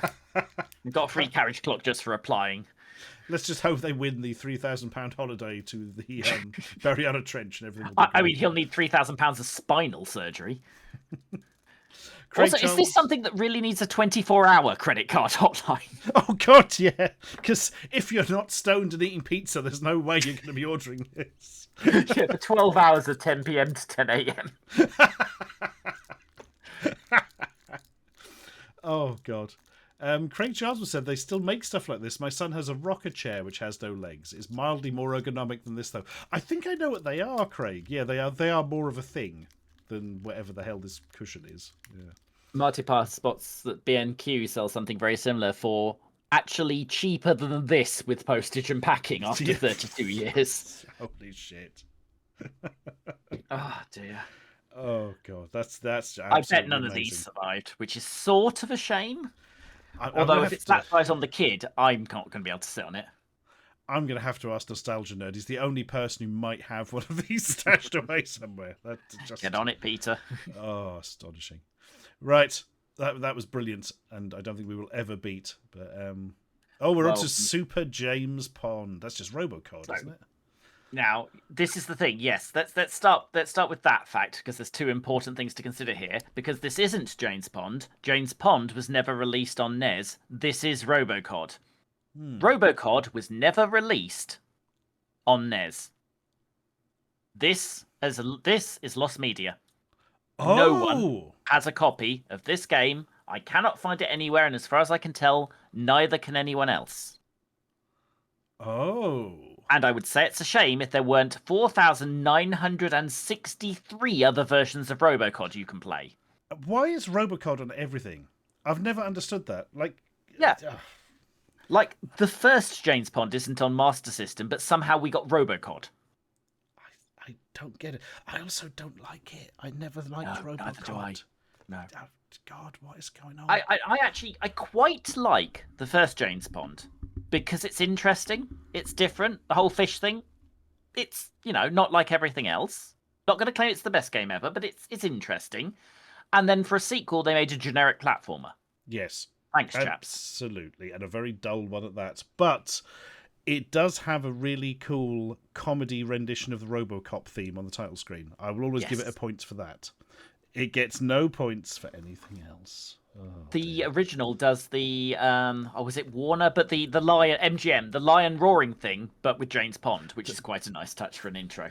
That was really well done, if I remember as well. But yeah, A Stupid ID points out they even have Robocod on DS. Yes, the phrase I use for this one is Robocod has been ported more times than your mum on a cruise ship. Sorry, I had to get one in. In my head, it always lives a bit with Alfred Chicken, because Alfred Chicken was on every bloody format under the sun at the time as well, wasn't it? Well, still sort of fundamentally in your brain being Amiga games, right? Yes, absolutely. It's that relationship, yeah. But no, it's not like you can't play Robocod, but genuinely, as far as I'm aware, No one has this. Good God. If anyone finds it, I would genuinely be interested. It does remind me of another thing about this magazine, though. I said their 2 worst games got the same score. Their 2 best games got the same score as well. There's only one review that doesn't get that gets a different score. This is a 92, same as Addams Family. Bloody hell. And I mean, it's Robocod, so I bet it's not a 92, but I can't debate it. 92. So yeah, I'd quite like to find it. Please try, people. Yeah. How odd. I didn't realise there was an official James Pond fan club. Wow. Great. You got stickers and everything. Both members. Oh, my God. Well, now we're on to Crash Dummies. Right, Crash now and the for our boys. intermission and me holding up the side. So, Crash Dummies NES, perfectly okay, generic platformer, running perilously close in this review to getting the score it deserves. 73%. It's the score yeah, of the beast. yet another uninteresting NES platformer, which is why I am going to ask Mr. Stewart to play the Sega version of Crash Dummies, just because if I can bring Sega to a stream, I'm gonna. Because the Sega Master System, and actually weirdly, this is along CPU lines. The Z80 machines get a different game to this. Interesting. The best of which is the Master System one, which is why I will be asking you to play it. Enigma, yes, a Super James Pond was released on the SNES, but it was in production for the NES. We know that much. They did review a finished game. It's just no one's ever leaked it. It may be lost. Yeah, so the Master System Crash Dummies is... The plot is that he's trying to raise money for a holiday by doing odd jobs, and it's a set of 5 mini-games, one for each day of the week. And my challenge to you, Dr. Stewart the Ashens, is to finish week 1. Okay. I will try and help you out. My only knowledge of the Crash Dummies game was like I think it was on an ST format cover disc, and it was, in the words of Commander Stephanie Sterling, fucking shit. So I'm glad this is entirely different. Yeah. Right. If I press lots of buttons, we should... Rise, he isn't, but my hobby is making up things about Stuart.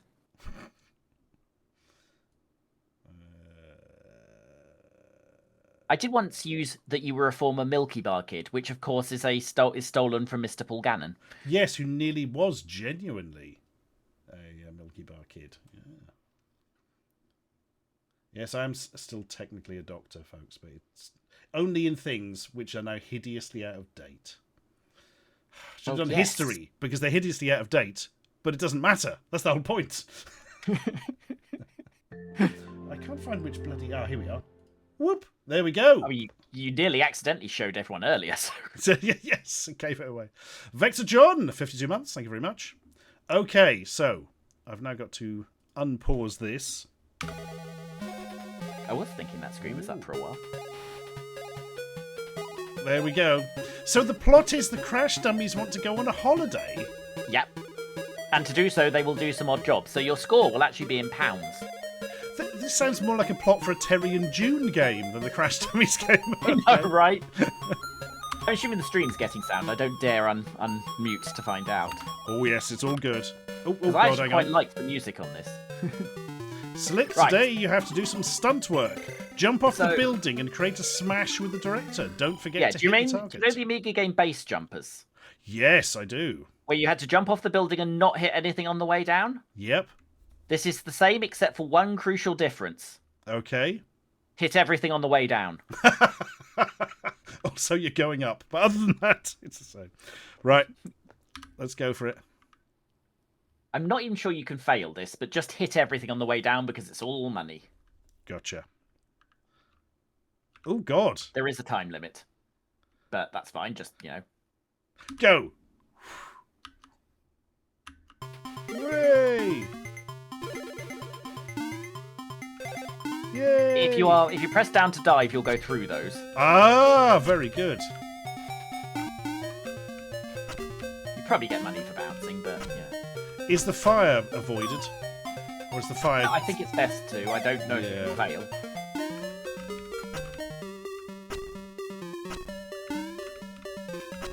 Whee! Whee! This is a lot taller than it was on the scroll up, isn't it?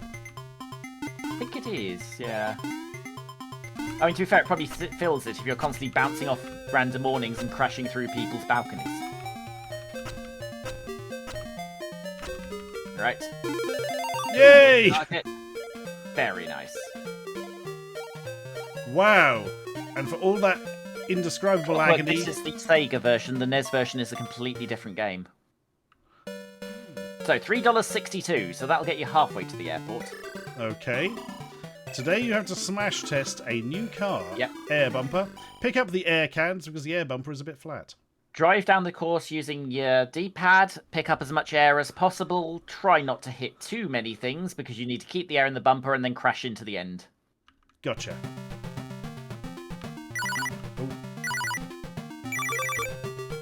Oh, okay, that one's accelerate. Yeah.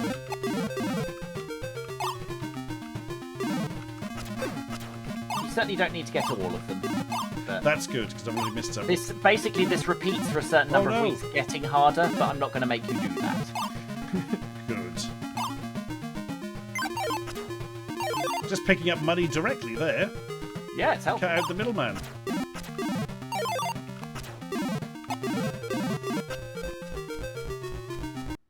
Very nice.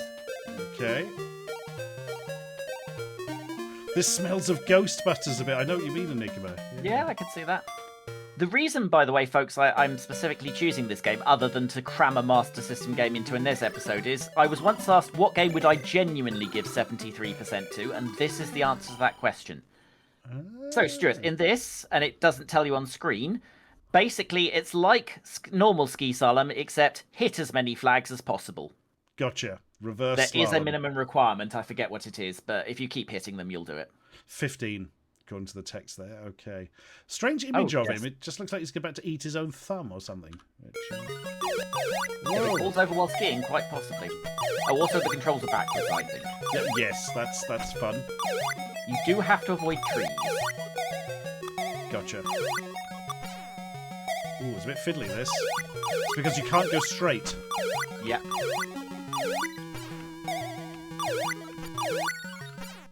I don't think you're going to have trouble hitting 15, but...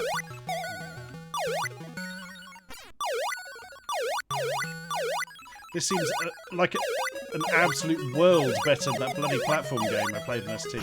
That's no! the thing. Oop. Oh dear, a badness has Have occurred. another go.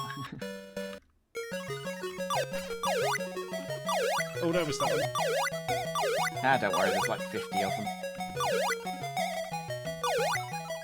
But yeah, there's at least a game here, and it's not yet another bloody 8-bit platform. So God, I was quite liked on that basis, but it is absolutely a 7 out of 10.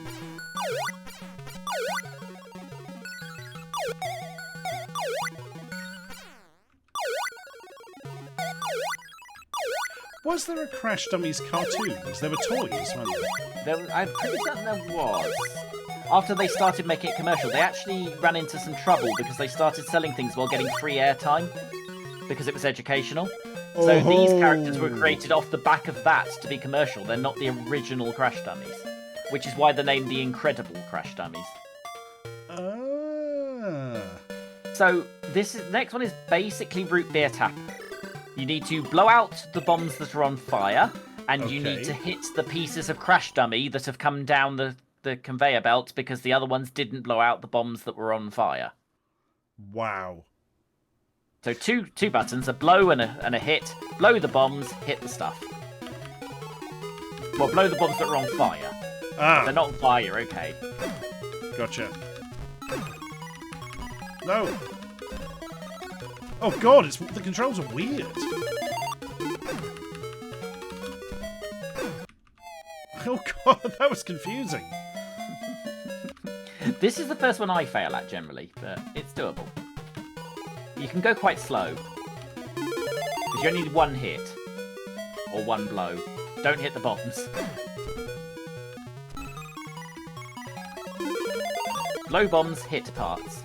Oh, I should not be blowing the bombs even if... No. Or hitting the bombs if... I'm fundamentally making a mistake. Oh, I've just hit another one. This is confusing.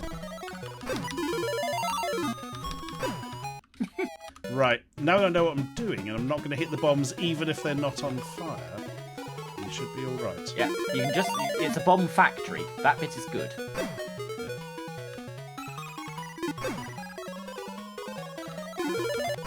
It isn't actually that quick once you get the hang of it. Oh, buggy! Bloody hell, wrong button. Low. Oh. It kind of speeds up if you make mistakes. We may... This may be as far as we get. Yeah, oh, dearie me. Yeah, I think we're going to hit this one, but we'll see. Right, we've got to be more precise with the blowing than I remember.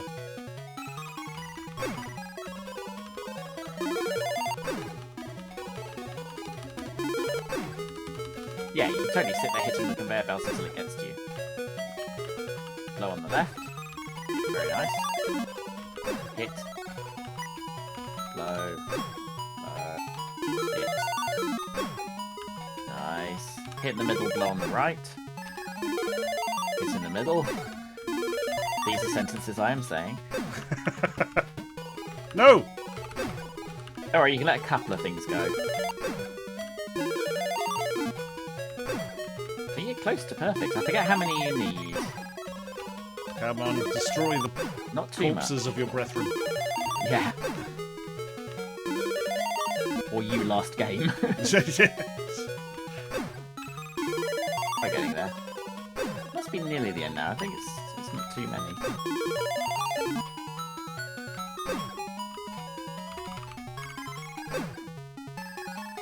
Man, this is quite a long one, isn't it?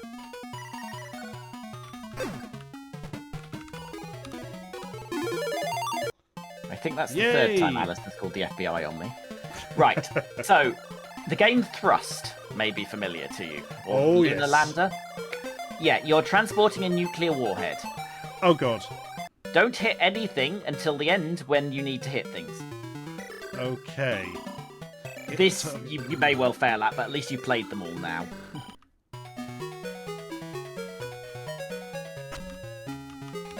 So yeah, you've got a thrust button, and you've got a rotate button. Whoa. Nice, easy.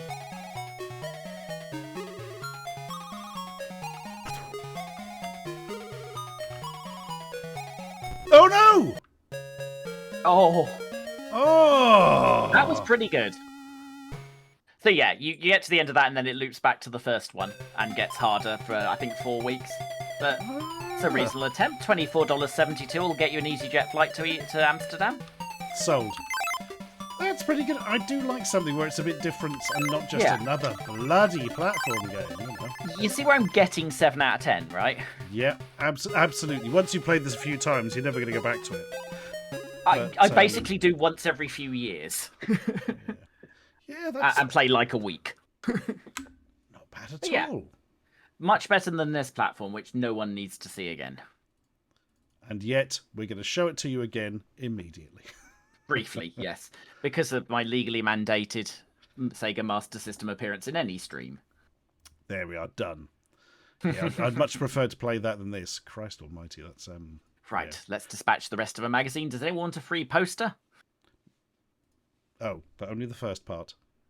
Yeah, I The bit will come don't know if later, that's I scanning. presume. Oh, but the GB Forces are pull out. I think it appears after GB Force. That makes perfect sense. Yep. So let's talk some Game Boy. And we have Game reached Boys are that half point. price. Yeah, Ooh. we've reached that point in time where Game Boys became cheap. Ooh. $49.90. Oh, 40 quid or 50 quid with Tetris. Yeah. Bloody hell. I guess it's getting on a bit. We're 4 years in, so we're kind of halfway through its viable life, but that's why it had such a long life.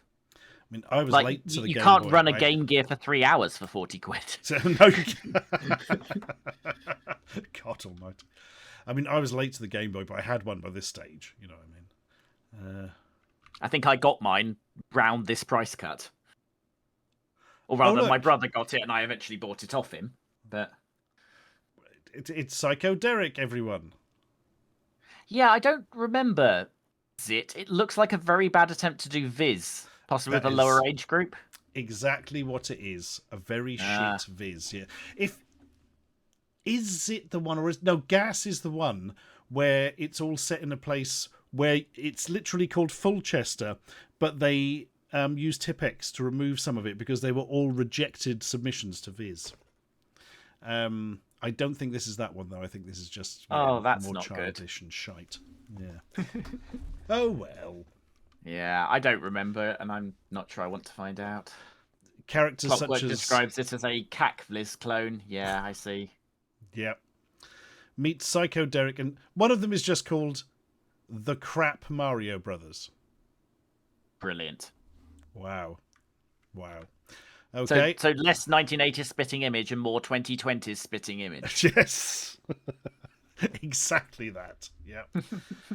Firefighter. Rise mentions the analog pocket, which, that's the best way to play Game Boy these days. I think so. Yeah. I was talking to Pricey Stuart boy. about not needing to own so many machines, and analog is a big reason for that. Their FPGA stuff is so good, but the pocket is perfect. The analog's PC Engine is not so good. I shake my fist in the general direction of that one. But everything else they've done seems very good. I actually, this week, along with a lot of people, got the analog 3D, their N64 one. So far, extremely promising. Yeah, everything I've seen about it is sort of glowing. You know, if you're wanting things to play N64 games, that seems to be the way to do it. You know, Clockwork, look forward to it. It's very nice. Make sure you do the firmware update. The hardware's been available for some time, and they had some software issues. It's so important. You will get a card in the box saying, essentially, "For fuck's sake, update to the firmware." They actually come around your house, knock on the door, and make sure you've done it. That's how serious it is. I've got it here. It's a giant yellow piece of card, and it's the first thing you see when you open the box.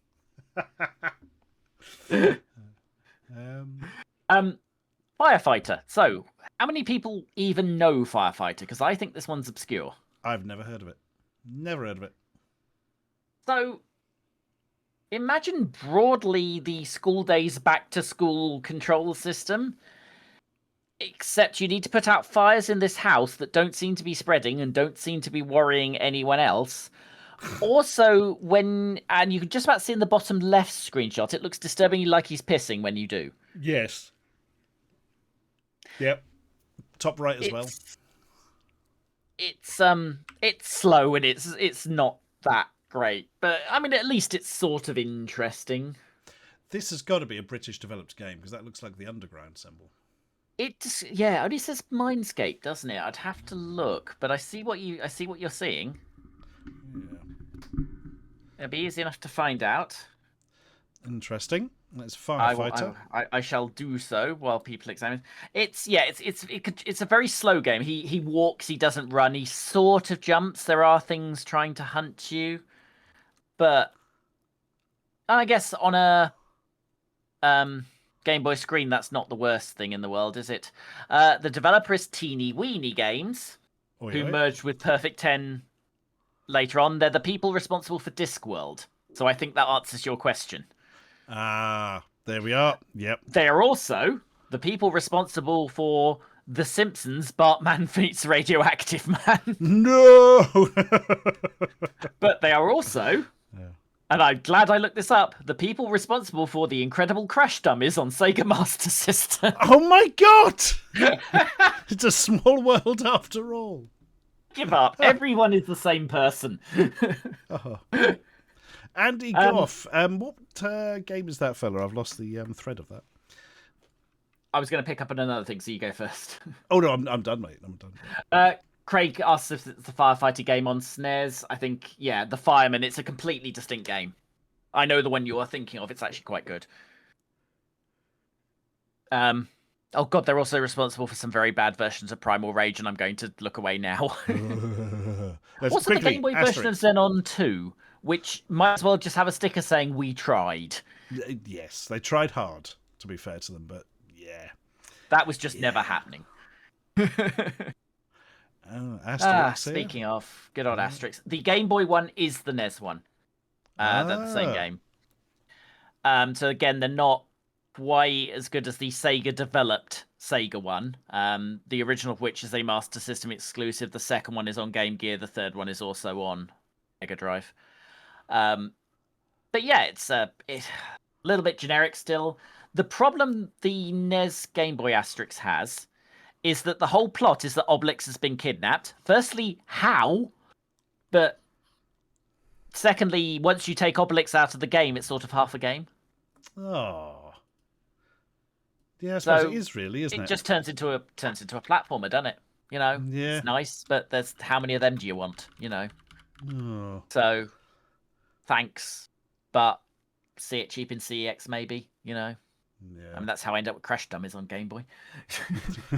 And actually Camp Deadly, now I think about it. Is there a good version of Primal Rage, asks Commissar Ludfang? No, of course there isn't, but there are less bad versions of Primal Rage. Yes. Yeah. Anti-Gothmate, James Pond 2. Oh no, we were looking for Super James Pond for the NES, but it's pretty much lost media from what we understand. Yeah, good luck, everyone. Yeah. If we can find it, that'd be great. It's in someone's house somewhere. Some dev will have one. Like Lemmings 2 on Master System got leaked in the mid-2010s after 20 years, so I hold out hope. It could happen. This stuff appears every month in some way or another. Yeah, someone has a clean out that was a dev, realises they've got the only copy of something. There we are. Dr. Franken 2. This time it's personal? I don't know. Here we are at the thing promised. Dr. Franken 2 is by Movie Time, developers of Dragon Slayer Game Boy, the rip-off of Spectrum Game Roller Coaster. And if you play Dr. Franken 2, you know it immediately. It's the same slightly weird, stilted jumping going on. They say it's 90%. I refer it to chat. Oh, sorry, Motive Time. Sorry, yes. I don't like it. Does anyone like Dr. Franken? Either of them? Tell me I'm not wrong. Everyone seemed to love them back in the day. And it's not good. Is this just another Spectrum game they've put a coat of paint on? I don't think so. But the underlying engine, highly likely to be the same, or at least pretty much the same. But yeah. Oh well. Magazine liked it for whatever reason. Oh, all of them did. I don't get it. That's why I always feel I'm missing something. Looking at the screenshots reminds me a bit of A Boy and His Blob, which I had on the Game Boy, and was just so broken. So broken. Is A Boy and His Blob related to a game I came across in my collection this week, The Rescue of Princess Blobette? That's the same game. That is yes, that is it. Yeah. That is the Game Boy one I had. Yeah. Right. It's very broken. You can constantly get your blob to glitch, even if you're not wanting it to glitch. You know. I was just making a list of the Game Boy games I owned because I realised I hadn't got a clue and came across it in the pile. I'm not even sure where I got it, but the name sticks in your head, right? Oh, yeah. Yes, absolutely. Well, here he is at last, folks. Alfred Chicken. Yep. Another generic Amiga platformer, generically Amiga'd onto the Game Boy. We are now, in honour of Alfred Chicken, that nobody cares about, we are going to play the Alfred Chicken phone message if you called up the Alfred Chicken hotline. Oh, beautiful. Here we go, I'm folks. He's unmuted, folks. Let's get him. I hear all. Right.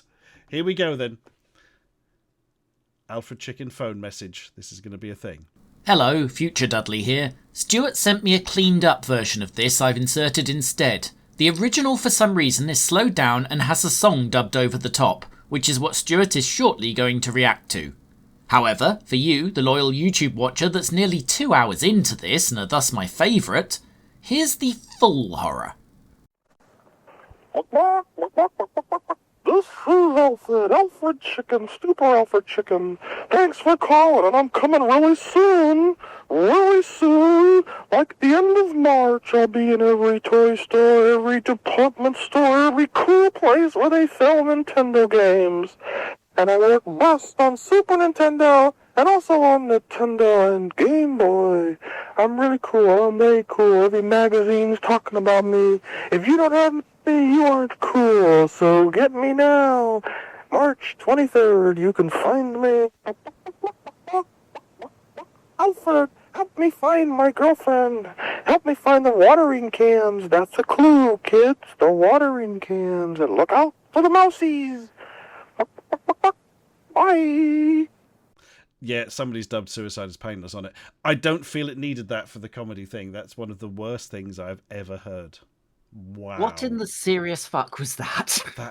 So you rang them up for one of the guys from the warehouse doing a bad chicken impression and saying an advert. Wow. Okay. I don't want to be in the Game Boy games anymore. Well, we're going to get a copyright strike now. Yeah, I may have to check that before I put it live. Yes. And if so, then I will simply write down the script and get you to revoice it or something. Easy. I imagine we could probably quite easily isolate the music from that, because there was nothing musical about that Alfred Chicken impression. That was on his own special frequencies, usually reserved for Satan and Satan's dog. Oh, my God. Oh, dear God. Okay. Probably for the best, because it is 11:20 p.m. and behind the scenes, everyone, I was again worried that we wouldn't have enough magazine to get through the time, and I'm an idiot as per. It is going to speed up from here. There's a couple of games to look at. Unfortunately, that's 5 games. You'll see what I mean. Oh, okay. So here's Alfred Chicken tips. We don't care. A little bit of an Ollie Frey, I think. That's his sort of style for the on alien SNES there. quite possibly. Yeah. I think that might be. The cover they rejected as well. Oh. Was it the replacement cover? No, it's the replacement cover, so it probably is Ollie. They were supposed to have a Terminator game on the cover, and it was late. So first issue of SNES Force is basically about 50% the Alien 3 game. Ow. Because they used all the Terminator space for extra Alien 3. Because they were desperate, basically. They admit it at the back of the magazine. It's like, this is why this is like this, but don't worry, we'll have Terminator next month. Here's the cover. And then next month it's a different cover again, and the reason for that is the Terminator game gets about 20%, and they probably don't want to be associated with it. Oof. Oof. Oof. Yeah. I mean, it's not a great game, but 20% is a bit harsh. Bloody hell. I think having written a cover for it twice, they were probably quite sore when it turned out to be average. I forget what they threw on the cover instead, possibly a Street Fighter. Alien 3 is a perfectly nice game on the Mega Drive and indeed the Master System. Yeah. Snorkers will thank me for telling you he has completed Alien 3 on the Master System. The Amiga graphics and the Mega Drive graphics things were done by my friend Gavin's cousin Lee. There's an interesting bit of information for you. Lee Ames. He's in the in the credits. He also did Mortal Kombat on Amiga. So yes, Probe. Yeah, he was absolutely a Probe guy. Yeah. He may well have had his graphics downgraded for SMS then, because that's Probe. There we are. I thank him for them. Oh, look, it's the other half of that. That's good, isn't it? And now, Super Sports Challenge. Yes. Which is one of those Codemasters Quattro carts, Codemasters Quattro tapes that they used to sell with 4 games on for £4. Oh, yeah? With an important difference that it's now 30 quid. Oof. And again, oof. Bloody hell. So you've got baseball, BMX. Yep. Oh, that's BMX Simulator, isn't it? I remember that. It is, yeah. I can tell you about all 4 of these because I had to play them. Yes. Let's start with Soccer Simulator because this is where the whole thing's going to break down immediately and we might as well not string anyone along. Soccer Simulator is one of the 4 modes from 4 soccer simulators on the CPC. Holy shit. They are charging you 30 quid and they don't even give you all of one of the 4 budget games they've crammed into this thing. So they're giving you a quarter of a £3 game? Yes, for about a tenner. Brilliant. Yeah. I mean, it's okay. It's not. I was going to make a defense. It's one of those games where the computer scores from your own half, from its own half constantly. Oh God. I think it was 7-0 the first time I played it by half time. Basically, by the end of any game, the average score of a US versus England match is the cost of getting an ambulance in either country. Good God. You are correct. BMX. Oh, this is another bug, by the way. On the menu, Soccer Simulator and BMX Simulator selects each other game. They're the wrong way round. Genius. Aha. Didn't playtest a huge amount of this. BMX Simulator. I've never been able to play BMX Simulator. I don't know about you, Stuart. You must have tried. I've never got my... I think it comes up on stream occasionally, and I've never got my head around it. There's something awful about the controls. This version will not change that, for better or worse. It's well. That's okay. So we got £1 for soccer. We got £4 for BMX Simulator. We'll allow them that. The tennis game, I don't know if it says the name in the magazine, but it's Pro Tennis Simulator, another of Codemasters 8-bit computer ones. It's there in its entirety. Who is it? I had a note on this. I think it's Tim's review where he professes to be confused by tennis. Oh. And I want to know how you can be confused by tennis. As long as it wasn't Tim Henman, Oh, that would be a it's worry. Rob's one, sorry. Rob. Yeah, I think it's on the previous page. Rob claims to be confused by tennis. It's what? Okay. It's Pong. It's the simplest possible game. It's got to be the scoring with the love system. That's the only thing a human could be confused with. I can only hope so. Surely. But yeah, it's a perfectly okay 8-bit computer tennis sim. Let's say we give them the £4 for that as well. The interesting one you actually mentioned first, it is Baseball Simulator, I think. But I don't think, and maybe chat can help me, is Baseball Simulator on any computer, or did they come up with this under their Camerica name because no bugger cares about American rounders? I don't recall there being a baseball simulator. Okay. It probably is just for this, and it's the one that has the Camerica logo very prominently on the title screen. And the default team has Bill, Ted, Homer, and Bart in it. So, yeah. It's actually got the opposite problem, though. It's way too easy. You can hit just about anything thrown at you, and obviously American Rounders doesn't work that way. You can also hit home runs pretty constantly. Where it is realistic is it takes bloody forever to play a game. Like about 20 minutes an inning, and they have 9 of them for some reason. So, no buggers doing that. So it's like an entire afternoon to have a single game. Basically, yeah. I mean, maybe because, of course, the number of times you hit home runs, that's you're never going to get 3 outs. So, and apparently you need 3 outs in this game. That's how that works. So, yeah. Quite. So, yeah, there's about a tenner worth here if you're extremely generous for your $29.99. Christ. Plus possibly an Aladdin game deck. Yeah. You have no choice, it just comes with it. Yeah, I mean they're only giving it 54. That's kind of generous. I mean, I say 54. I think that's what it says because as people are pointing out, these are pretty much fucking illegible. You daft blighters, yes. Yeah. I don't think Twitch is doing them any good either, but yeah, it is. Yeah, true enough. But not to worry. Here's bloody Cool World. Yeah, also 54, I think. That was bad games that I was playing. You don't even play as the Brad Pitt character. Look, you're Professor Nobody or whatever his name was. Yeah. So, I don't know if people even remember Cool World. I saw a few people did, but it was a movie attempt that's basically greenlit on the grounds of, well, Who Framed Roger Rabbit worked, didn't it? And it's the same technology gets used, or at least an attempt at. Guy gets sucked into comic world, where he meets a cartoon woman, you can see her there, our Jessica Rabbit substitute, called Holly Wood. And that's spelt WOULD. Oh, yes. So, yeah, I mean, we're Kenny Everett level innuendo at this point. Who obviously he instantly falls in love with. That's how that works. And he has to save the cartoon world from cartooning, basically. The game is a maze in platformer form. The NES version is at least interesting because it's a distinct game. It's not like the crap Amiga version or the crap Game Boy version or the crap SNES version. It's a crap NES version. I don't know if there's any picture. The intro is basically the intro from SimCity for the SNES, but with different music. And I don't know if that's deliberate. But it's the same scrolling high-rise thing. But yeah.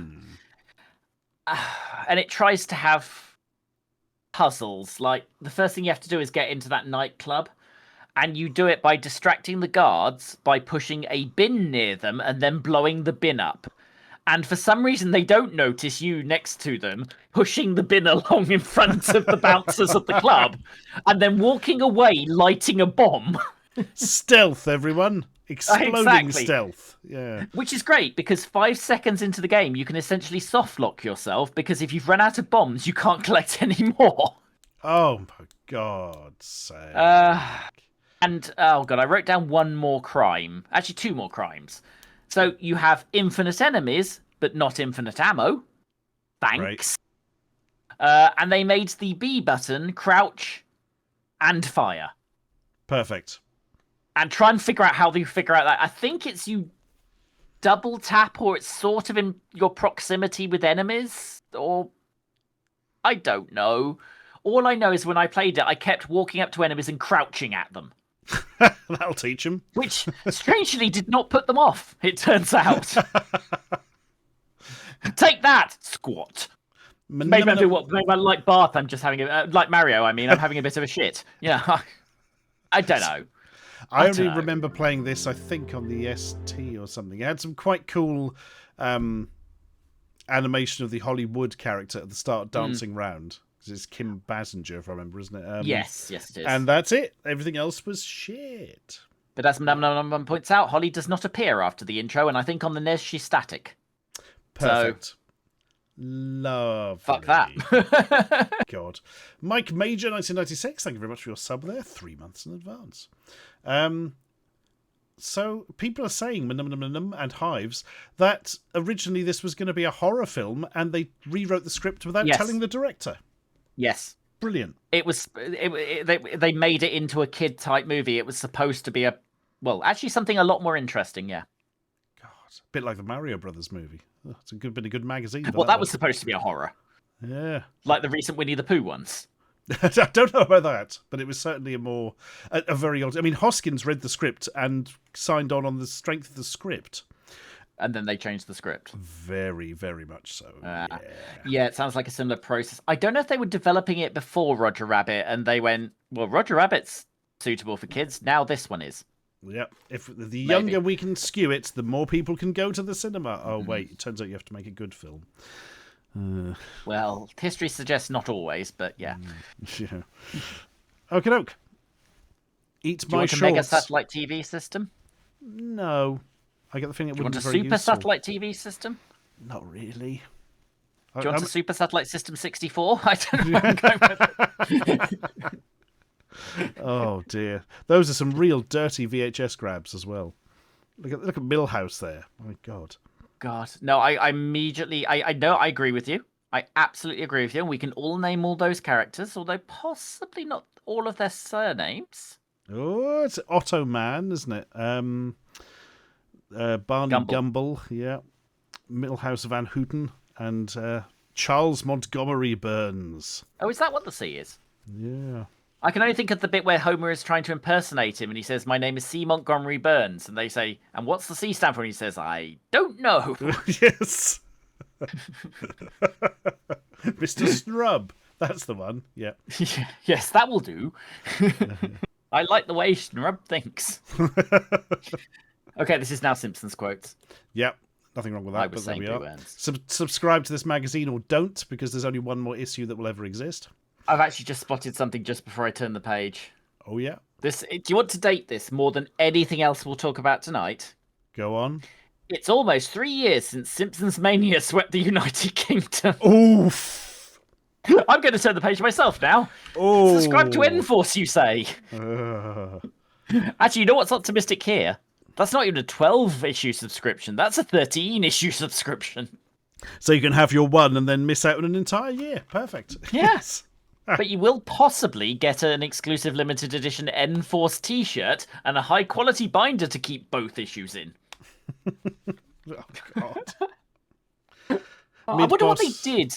I mean, you wouldn't have gone past 7 issues because the publisher went under and you'd have lost your subscription. But I wonder what you did get. Probably SNES Force. Almost certainly.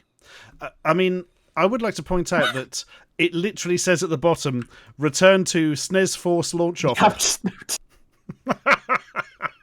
Oh, that's not good. That's really not good. Absolutely perfect. It reminds me of... so I said Master Force lasted until the death of the publisher, and that's 90% true. What they did was, the last issue is a combined, again, Sega Force Mega and Sega Master Force end-of-year special. And then the publisher went under. And I can't help but notice that the editorial in that only says, Sega Mega Force will be back next month. So... Oh, okay. Yeah. I think that was that one coming to a natural conclusion, but it outlived this bastard by 6 months, so shut up. Yeah, can't argue with that. Oh, dear. Where are we? Somebody said, section. Oh, God, Mid-Boss said, good Lord, I was born 3 days before the first episode of The Simpsons. Oh, no. I'm old. No. I Illegal. was born 13 years before the first episode. Yeah, you're very slightly older than me, which is what I'm clinging to. I was old enough to watch The Simpsons by the time there was Simpsons, so... Yeah. Oh, dear. Tips! Also, Dave wants to plot against me over time. I mean, we all do that. Absolutely. Oh, Game Genie codes. Now we're talking. Yeah. How to complete The Mega NES Man Game Genie, 4. of course, was the original one. I did not know that. The Makes whole sense, thing though. is, Codemasters went over to America, ended up talking to Nintendo, didn't get anywhere because Nintendo wouldn't talk to them, decided they wanted to make NES games without Nintendo, which is what leads to the whole Aladdin's Deck Enhancer buggering about. And then they realised that since they'd written a thing to bypass all of the NES's security, why not use it to rewrite everyone else's games? Yeah. And Bloody Galoob hell. picked up the Game Genie. Yeah. And that's how they got Micro Machines, because having signed the Game Genie, David Darling was in the office of the CEO of Galoob, and he said, we've got this license, do you want it? Bloody hell. And to that's think how that whole thing happened. Codemasters spewed out so much crap on the NES, and then also Micro Machines, which is amazing. Micro Machines was already half written when they got the license. They were writing a beach buggy racing game, and it basically uses the engine adapted. Ha! Perfect. So they had it half done. Bloody hell. So it came out quite quickly. I never knew. Well, that explains that. But yeah, what a great bloody game. I think that's a Keith Stewart article I learnt that one from, but it did have an interview with David Darling. Ah. Keith Stewart this week, of course, wrote an excellent thing about how the Master System was the successful 8-bit console and America can sod off. So he's my favourite this week. Yeah, he's in our good books this week. Yeah, I reposted it on Blue Sky with the headline, "Finally, some games journalism." It finally happened, guys. Yes. Oh, on dear. Robocop, you can press select start and B at the same time to get another life after you've lost all your continues. Wow. Oh, that's quite cool. So I assume it only works once. Apparently this can be repeated as many times as you like. So essentially infinite lives. Yeah. Optimistically giving away £50 software voucher for a single tip. That's money I didn't think they had. Probably is money they didn't have. I was You can start with 5 lives in Battletoads. Not the bad one. Is this? Does that say PS4? What's all that about? It's not even page 54. It's page 47. Weird. I wonder if it was supposed to be. Yeah, that's the only thing I can come up with. Mike Major, 1996, in with the important questions. Curiosity begs me to ask, did the UK ever get Atari Jaguar? It absolutely did, Mike. Yeah, absolutely. Yeah. So, Mike, the reason everyone in the UK who has a Jaguar is it failed here just like it did everywhere else. But somewhere around 2000, someone found a warehouse of abandoned imported Jaguars, and they sold them through Game for £30 for the machine and £10 for the game and controllers. And virtually everyone who owns a Jaguar in the UK has one with a £30 game price sticker on it still, including me. Including me as well. There you go. It was from Telegames Warehouse, and they also had a load of Atari Lynx stuff. Yeah. Yep. I bought my Lynx that needs repaired came from Game at the same time. I have a bunch of Jaguar games actually, some of which quite good. I've got Club Drive and Kasumi Ninja because I don't know. Right. Did you get the CD add-on? I don't think we got the CD add-on, Gamara, not to my knowledge. I don't know if it got an official release here, but there certainly weren't any in Telegames' warehouse. Yeah. The one that looks like a toilet seat. Yeah. And is now like... I was going to say it was reused as a dental device, but that was the entire Jaguar, wasn't it? Not actually just Yes, that was the Jaguar console, because making molds is expensive. And they sold the molds to a dental company, as used to have a cool name pointed out.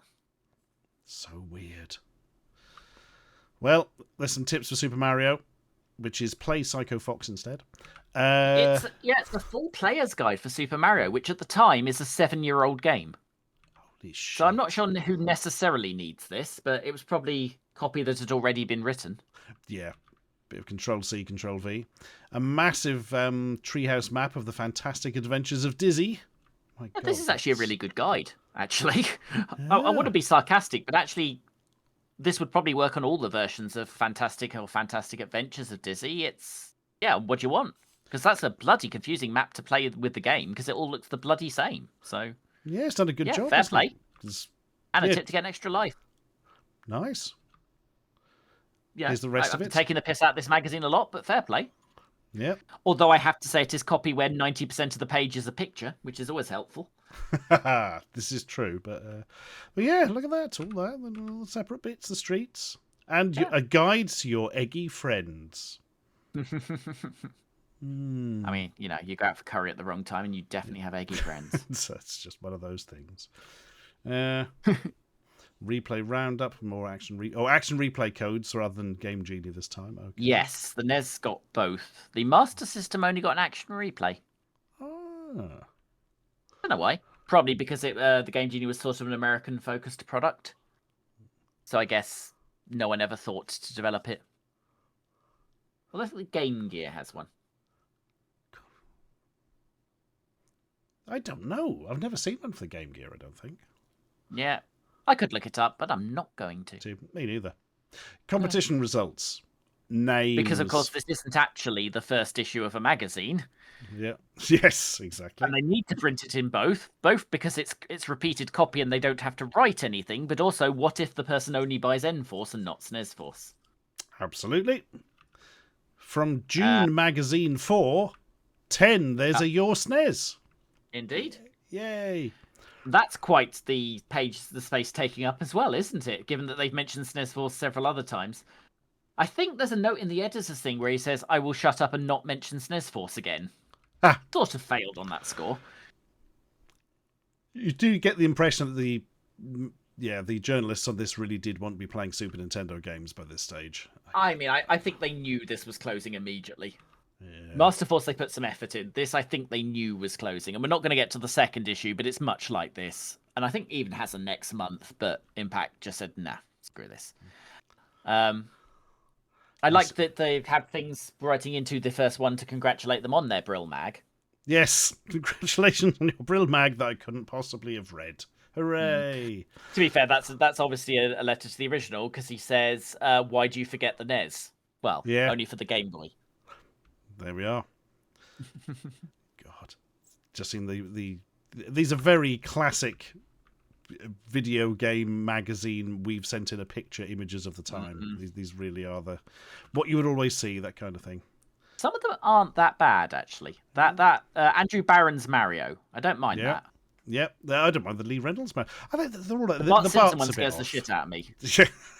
The problem with Simpsons characters are they're so precise and simple that the slightest mistake, which obviously happens because of the specificity of them, makes them kind of creepy.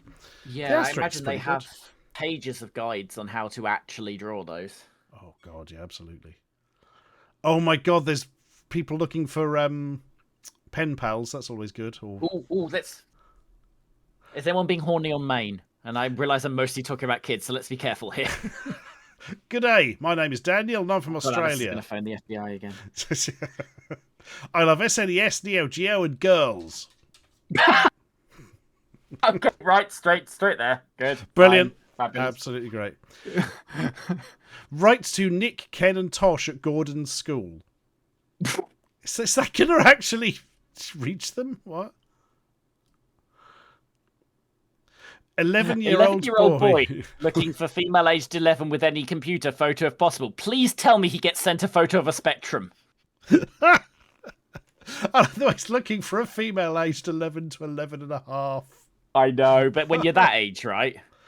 Oh my god. It's awfully specific. GB Link, the game swapping club. Members get unlimited swaps and 9 magazines every 4 months. How does that break up? What? I wonder if the 9's just not supposed to be there. Yes. Yeah. People get very disappointed that they get 1 magazine every 4 months. For sale, Game Boy and 212 games. Are they all on one cartridge, Richard? Yeah, I think very likely. Yes. Pen pal wanted, must be a boy aged 10. Well, that's specific. Right, quickly. I noticed it doesn't give any details. No, it doesn't. Please that's got a U tree about it. That absolutely does. Yep.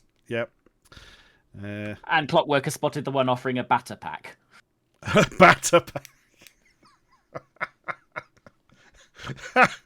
For deep frying purposes. Amazing.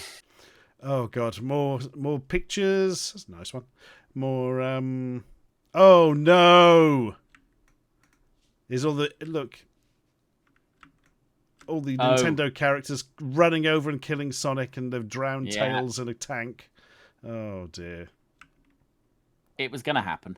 They've been good up till now. Although actually next to it is another one. So oh god, yeah. He's chucking fire at Sonic or something while standing on his head. And N-Force magazine is here standing on Mean Machines and Sega Power. Well, accurate choices, I guess. And James Pond's gone a bit boss-eyed. Yeah. Otherwise, it's not a bad attempt. He's seen some things. That Beetlejuice animated's very good. Very good, actually. Oh, a couple of the swaps. These are always good. We'll swap Master System 2 with Sonic, including a Game Gear with AC adapter, magnifier, and 4 games for a Mega Drive with updated game. It's optimistic, although I have actually done that swap in the past, but the Master System had many, many games, and the Mega Drive had no games. Yeah. And somebody These wants days, to probably about even. Somebody wants to swap Japanese ActRaiser for UK Lemmings. Interesting swap. Very specific. Yeah. Super Magicom contacts to swap games. Was the Super Magicom the SNES that it wrote into floppy disk? Yep. I only know because someone at work sent me a picture of theirs recently, and I said I'd called the police. Absolutely the correct response. No one else in the chat had the faintest clue what it sent. It was great. They're all so young, Stuart. Somebody is wanting the Transformer videos, especially the Return of Optimus Prime. And the same person, because it's the same phone number, also wants the original Decepticon Transformers, especially Soundwave, transforms from a robot to a blue and white tape recorder, and Shockwave turns into a battery-operated purple laser gun. This is before 07 was mobile, right? Yes. Yeah, so that's, yeah. Oh, yeah, I see. Lots of them. And now the complete guide to all the games. Yeah, they dug into their thing. I mean, is there anything we want to litigate here? Was it quite a lot of low ones? 30% for Bio Billy, which is crap if I remember. So Here's a Yesterzine thing that I've just spotted and worries the crap out of me. So, the December Yesterzine, right, is a PC gamer from 1994 because December. Yeah. And it's a weird time for the PC because they've got stuff like Strike Commander and Myst and Seventh Guest, like the real futuristic stuff. But it's still getting conversions from things like the NES. And the lowest score in that issue is a port to the PC in 1994 of the NES version of Barbie. Oof. That gets 34% on NES. I'm not looking forward to this. Ooh, well, only spend a few weeks on it. You'll be fine. No, I will tell you now, PC Gamer give it 12. Ouch.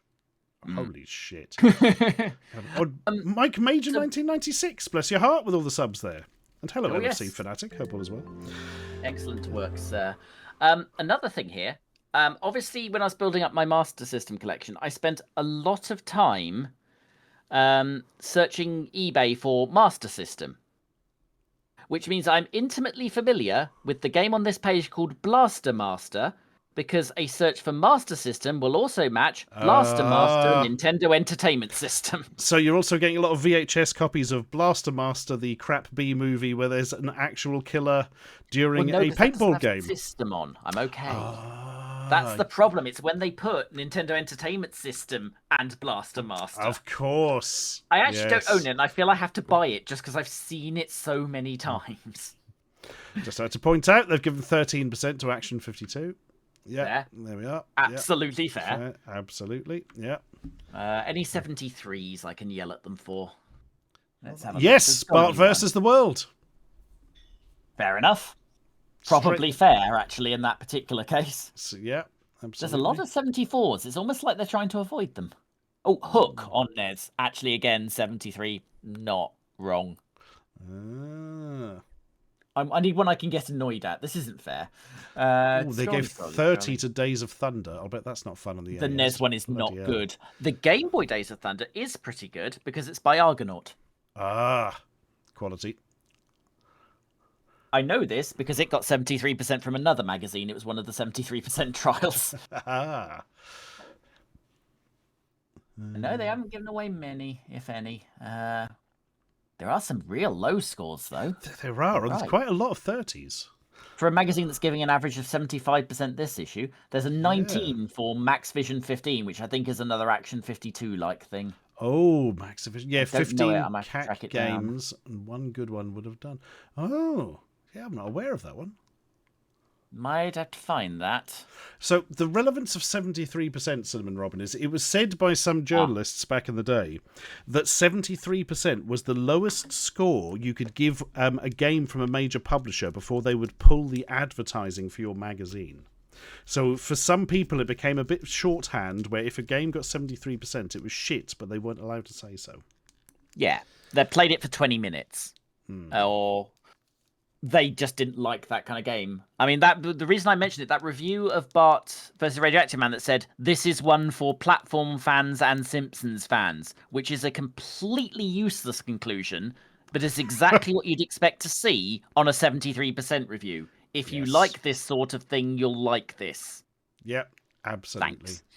The only other one this magazine has given is for Tailspin, and I suspect, again, cartoon platformer, probably about a 7 out of 10, so fair enough.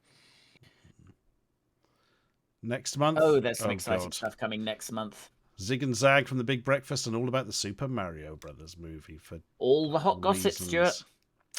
All of it. All of it. Oh, God. Every bit of gossip that exists in this magazine. You consume the gossip. And then we will close the magazine. Yeah. It's the kindest, really. And then a page of prizes, all of which are better than anything you own. Oh, my God. I mean, that's the one. Except possibly the Take That tickets. Yeah. Although, absolutely. Live, they're probably okay. Back then.